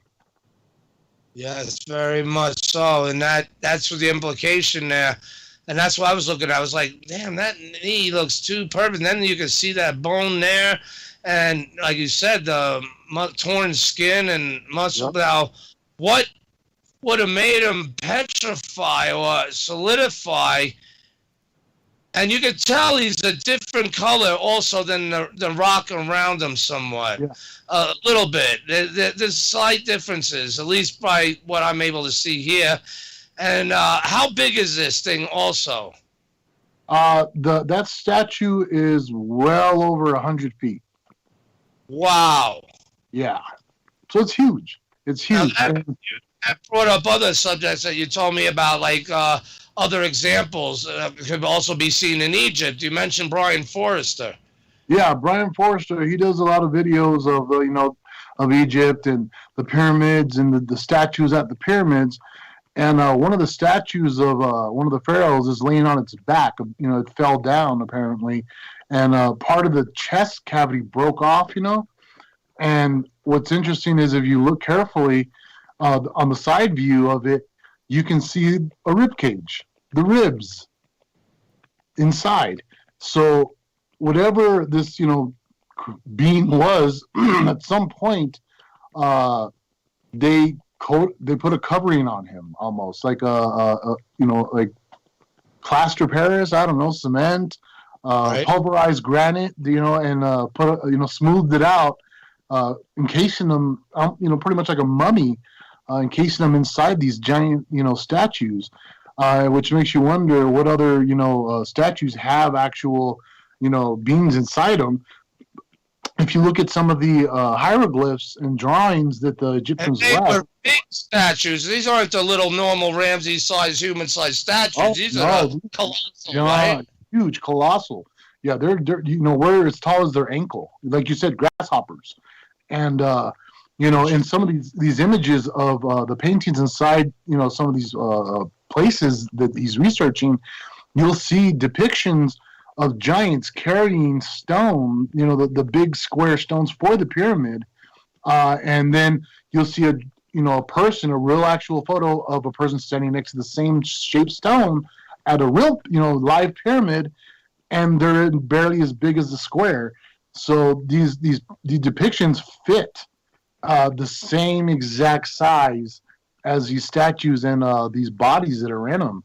There's been huge sarcophaguses that have been found in Egypt, but they're quickly hushed off and quiet, and the Smithsonian Institute does what they do, whatever the hell they're doing with all of them. I don't think they're destroying them. I think they do keep them, and they're using the bones and the artifacts for technology and for the DNA to do their own evil whatnot they're planning and doing for time to come soon, Right. Doug Hillebrand writes, a mud fossil. All these things can be considered mud fossils as a sort if they're being covered with mud or rock or whatever the liquefaction of what becomes hardened, cements or geopolymers or but I think definitely more study needs to be put into those statues. So Brian Forrest is someone I definitely want to get as a special guest to this show too. That would be an awesome show, and I would definitely bring that up to him. Maybe he'd be able to show us a lot more of his footage and or thoughts and theories about it. But what I really care about seeing about is all the data. I want to see the pictures. I want to see the video of places where we can't go. And he is, that's a treasure trove of data just to be able to see all this stuff for lengths of period. So, and good quality toward HD. It's very beneficial. So I look forward to that. Now we're getting questions in here. Let me start getting to some. Now, some of these questions may already touch bases of other things we may or may not have touched base on, but out of fairness to them, So Harvey on Facebook asks if Jesus has any knowledge of why the aliens are not fully revealing themselves to the globe. Well, what I believe is they already have. So many choose not to accept it. Then you got, of course, the government trying their hardest to hide it and put out disinformation. Like I said, we've had, since time immemorial, they've been coming around. They've been showing themselves. UFOs are popping up everywhere constantly. Aliens pop up everywhere. If you look at the numbers, it's ridiculous how many times they've showed up, and people still are like, no, I don't believe it. Nope. So, they can stand up and do the Watusi in front of you, and you go tell somebody, hey, man, the aliens came and they did the Watusi in front of me, or an angel or whatever, and the majority of society is going to be like, cuckoo, we don't believe you, you're nuts. So it's not an issue of them not showing themselves. It's an issue of us accepting it. That's right, and adapting to it. Again, that falls back on, like you said, on all. That's part of the programming and brainwashing tactics. So why don't many people be more interested? Even at these conferences, I'm hearing this just a lot of the older people anymore. It's really hard to get any younger people into them. I was like, well, people want more data. They want more truth. They're tired of the bullshit or just people just speaking, which at a time and point might have been good and made some money, but now is the show me time. We're at a time now based on Brookings. We're at a point to where we must be told, especially when we got to deal with what the reality is, the threats coming from deep space and why we really need the Space Force and what it's really being created for. Remember, we're going to put American boots on the face of Mars. They're not bringing flowers and flags, and they're not definitely made no mention of bringing the Chinese, since it's American boots, and we know they're bringing them 60s. You feel me? So therefore, let's be real about this, and that's even General Mark Milley, and who's now the chairman of the Joint Chiefs of Staff, right? Who in 2016 told a graduating class of cadets and officers that if the early 20th century was complex, now in 2016 is extremely more complex. They've had to overcome Vietnam, the other wars, yada, yada, yada, and the way the world is now to where it's going. He said, get this, Jesus, I'm sure you probably heard this, that they're going to be facing terrorists. We're well familiar with that now. The next on the list was hybrid armies. The next on the list was little green men. I mean, I remember that speech. Yeah. And now, people were like, and I didn't hear any of the questions. I watched the whole event. None of the questions from any of them to General Mark Milley, hey, excuse me, sir? What'd you say? Or it was all, can you tell us about your life? What brought you here? And all this other bullshit. And then one guest, I forgot who it was, that told me, well, they were probably briefed ahead of time not to ask him. But it's something based on Brookings. He's a government official. He's an official. Or people like heroes like John Glenn on Frasier, I'm sure you're familiar with. And all these other type of events based on Brookings. But now we're at a time where we have to be told. We're past that phase of getting it out there, but mix it in with stuff and continue to deprogram. And like you said, the misinformation. Now's the time where we have to adapt. You see, that's the difference. So it really, I forgot the point where I'm going. Again, I'm more focused on the pain of my back. But, so I apologize about that. But it still makes sense in where all this entails. Because if there are giant beings like in those giant ships of Carlotto, Dr. Carlotto was pointing out, going around the moon, and those things are so huge, how big are they? If they're not of this earth, their seed was here and is creating these big feats, maybe for all we know, they're dropping them off from planet Wookiee. How the hell do we know? But they're able to thrive here on this planet, and they seem pretty smart enough to steer away from us, even amongst our pretty yet so blackness of society. And that makes us dark. But anyway, hopefully that answers your question, Harvey. Damn it, Charles on Twitter. It hurts, man. It's hurting. Charles on Twitter asks if Jesus believes that space travel is necessary for our human race's survival. No. Oh, planet Wookiee. Go ahead. But no? You said no? No, I don't think it's necessary. The idea of that we're overpopulated is just a bunch of bull hockey. The overcrowding is just in the cities, the major cities, where we're having to, stack people on top of people in buildings. And limit their creativity and growth and all about control and greed. I hear you. Yeah, but I hear what you're saying there, Jesus. But what about the fact that the threat coming from deep space? That Trump and President and the Space Force allude to. You see that pain again? It's making me jumble my words. Or, God forbid, meteoric impacts. That's also mentioned in scriptures of what will come. Now, and also to me, the oceans are going to come out of their basins, people. That's why I'm out high ground. But anyway, I'm crazy. But I just thought I'd let you all know. Because we're seeing just as many as UFOs now. So, but anyway, every week. But anyway, so a kind of catechism to where we have all our eggs in one basket. All the eggs could drop, be smashed. There should be an advantage there, no? That you don't think that would be it? Or do you think I don't think so. what I think is that first we need to learn how to take care of what we got. We need to learn how to defend what we have already. We do not need to run. Where are we going to go to? Where they're coming from? If this war is coming and these beings are so advanced and have the weapons that can just make us literally disintegrate, why would we want to run? Use their minds. Yeah, we need to learn. You know, if you look at the moon, look at all the craters on the moon. At some point, there was already a war, a great war, and there was some shooting going back and forth from our Earth towards the moon. We're still here. There is, you know, if we do deep research and look at all the history,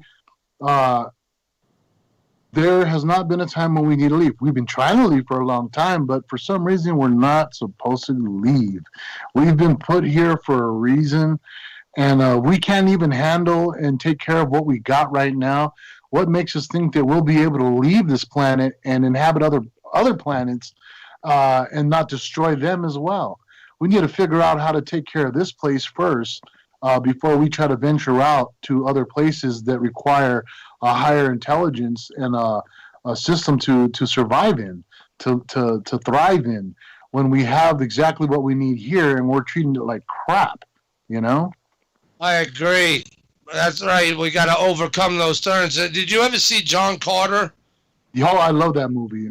Yeah. Here you go. Remember the Therns? Those basically those Illuminati scumbags. Yep. So that really represents, you know, who could travel between worlds, and that's how Carter got, you know, finagled his way by circumstance onto Mars and was able to use his brain to trap them, you know, to get the device back. I mean, you people got to see that movie to understand. But they destroy worlds, and Earth was their target too, and they came back and forth from Mars. So therefore, what's the acclamation, Jesus and others, of that theme being acclimated to us, of that potentiality of what they're trying to prepare us for?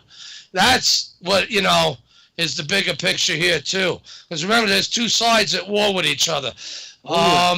Now, Doris on Global Enlightenment Radio Network asks if Jesus could please explain his experience with the aliens, which I think, again, we went over already some. Yep. Do you believe that Bigfoot is an alien of the multi-dimensional experience? That's an interesting question. Well, the way I look at it is us humans and, you know, a lot of the native tribes of the world, they have shamans, they have holy men. We have doctors, we have hypnotists, you know, in the United States and around the world. We have specific, you know, human beings that can do certain things. Our military have, you know, soldiers and individuals that can astroplane and leave their bodies and travel around the world. So I feel it's the same situation with the Sasquatch. Yeah. They have specific individuals that are capable of doing those things, going interdimensionally. Some of them are seen on spaceships. Some abductees have seen them in, you know, the UFOs. Some reports, you know, have reported Bigfoot stepping off UFOs. But there's a whole bunch of them that don't go on UFOs and are just stuck and don't know how to jump in and out of any type of dimension. Some of them know how to cloak. They're not jumping in and out of dimensions. They're cloaking. But to our eye, it looks like, holy crap, they done jumped into another dimension, you know? But there's many different situations and different types of Bigfoot that are out there. Huh. Yes, indeed. And again, I don't know. I could see them coming from Planet Wookiee too, you know? I mean, this is really interesting. And they're depriving us of the knowledge of who we are and what our potential is. Yep. Even the biblical scriptures state that. I mean, and there's obviously a war at two sides with each other in that, you know, and you know, so that's all interesting. Now, there was another image I wanted to get into. I'm in pain, so sorry, people.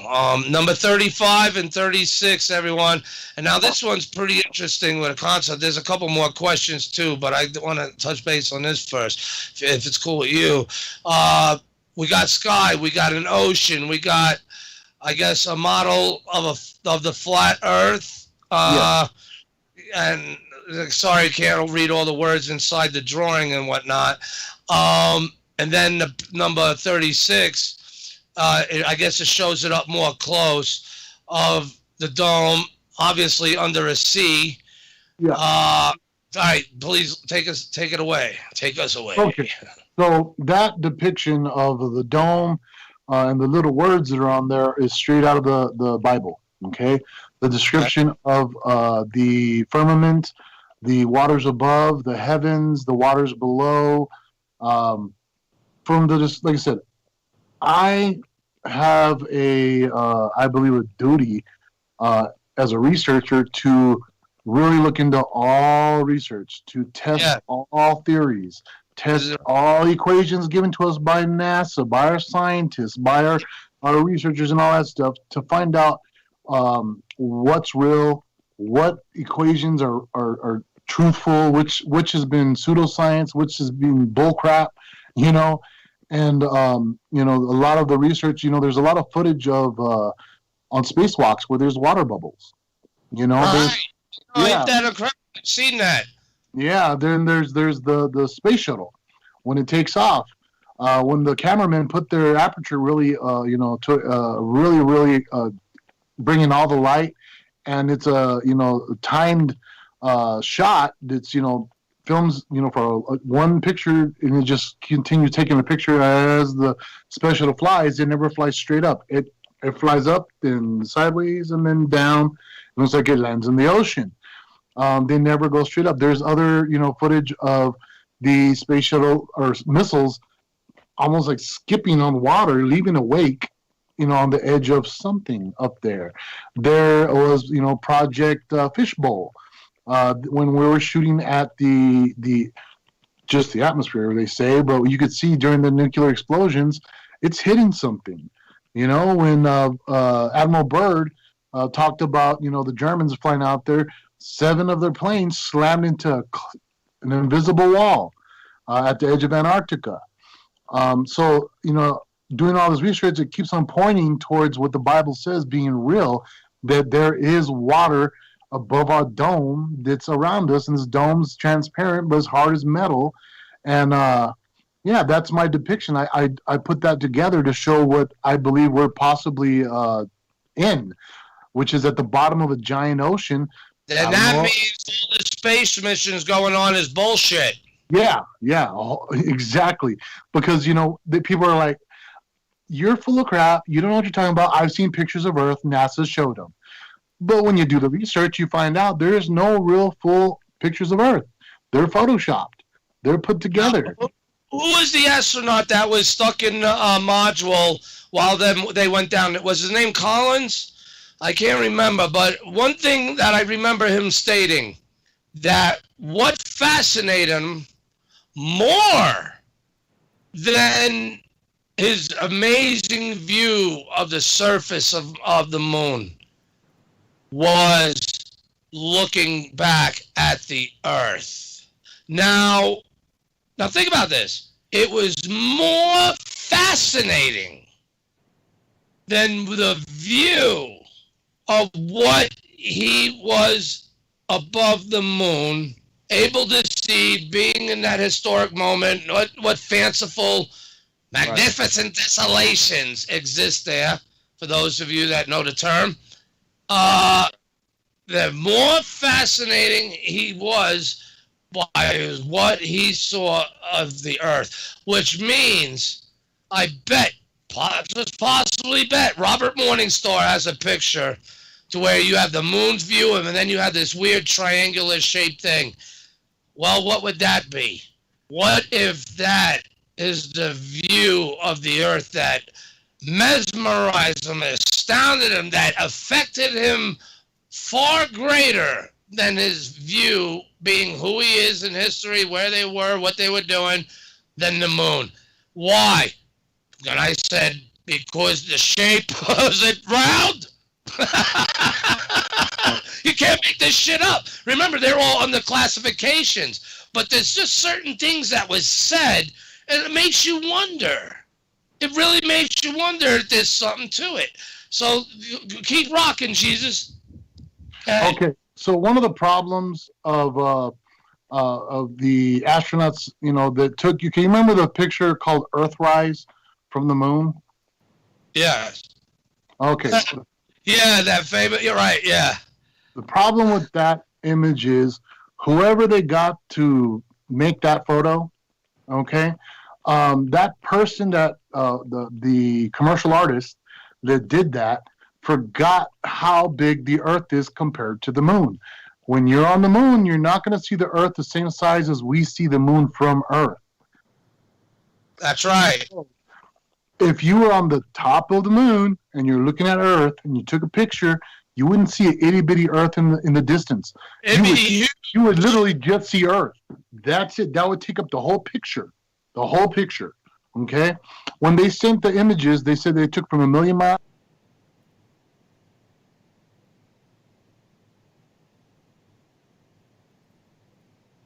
It's a 12-hour shot, they said. Took 12 hours for it to pass by. None of the clouds changed. None of the clouds changed. And is that the one that shows the obvious outline from a black background that they goofed and they put it above the Earth? That's the Earth. They actually had it as a real legitimate image. Is that the one? Yeah. You know what I mean? So when you have any evidence that to us is real, and it's fake, it makes me question everything put out. It makes me there's a lot of valid points. I mean, let's look at it logically. Like Hoagland taught me. Investigate no matter where it leads or no matter to whom. Yeah. Indeed. Yeah. Ain't that right, NASA? They may have seen what we've seen. But have a reason to keep silent. And understand what's really there, but have a reason to keep silent. Right, Mean Green? So therefore, if we look at this as the flat earth, John Cooper and others, there's many others that, because they've been so brainwashed, and understandably so, again, we thought things are real, we think things are real, we're all stereotypes, we're all this and that, but yet the truth, which history has always been at least a so-called flat earth, based on a model to which you're talking about here in this picture is 35 and 36, to which I've seen videos, too, of people just shooting off rockets with GoPros. Yep. Have you seen them, Jesus, and how they stop all of a sudden, and then it sounds like it's in a pool of water, like how you would, because that mic on it, too. But it would stop.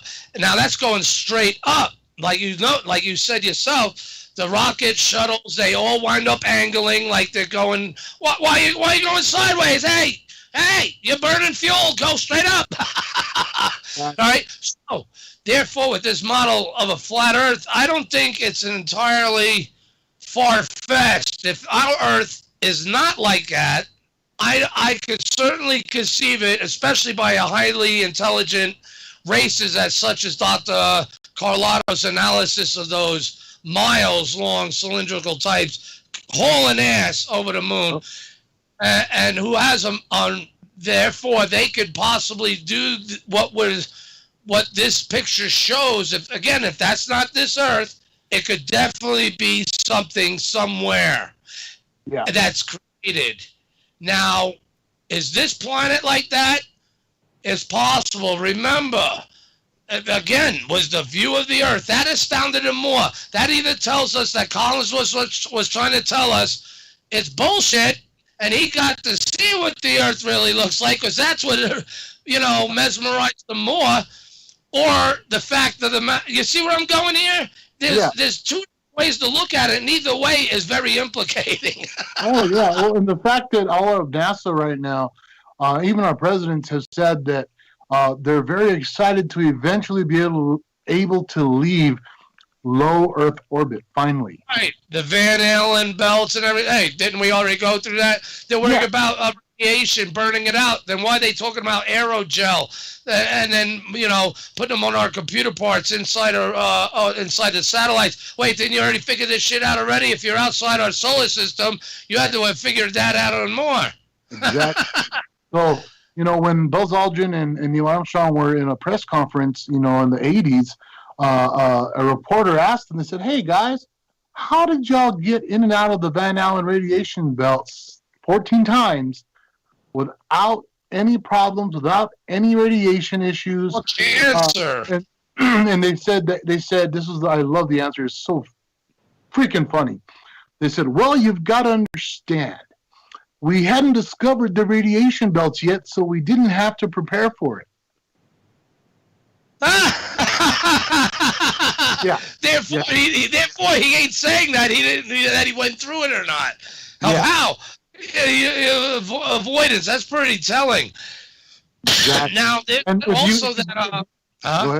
Go ahead. No, I was going to say that one guy that, again, can't get out of the radiation belt, and like you just described, but there was they said something else about the moon, and I just had the trail of thought. I don't know. I'm sorry, people. I'm losing. I'm more focused on trying to deal with the pain. But damn, I don't know. Do this, guys. All you listeners out there that you think I'm freaking nuts at this moment, go ahead and go to NASA's website, okay?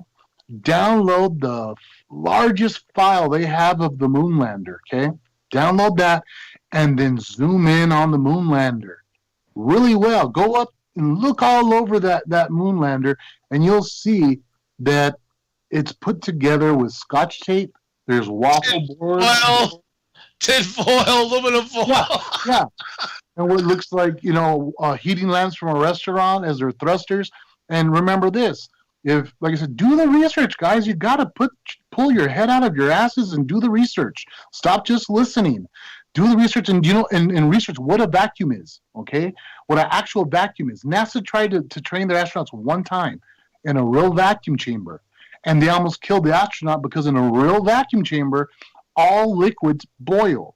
And his blood and his saliva started boiling. He almost died. They stopped training in that vacuum chamber. If you're in a vacuum, there's nothing to push against. You can't use, fuel and fire or air to push yourself around like that, like they show us. It's impossible. So if you know your science, understand the reality of true science. Don't listen to pseudoscience. Our scientists are calling the reality pseudoscience and pushing pseudoscience on you without test their damn theories. Test the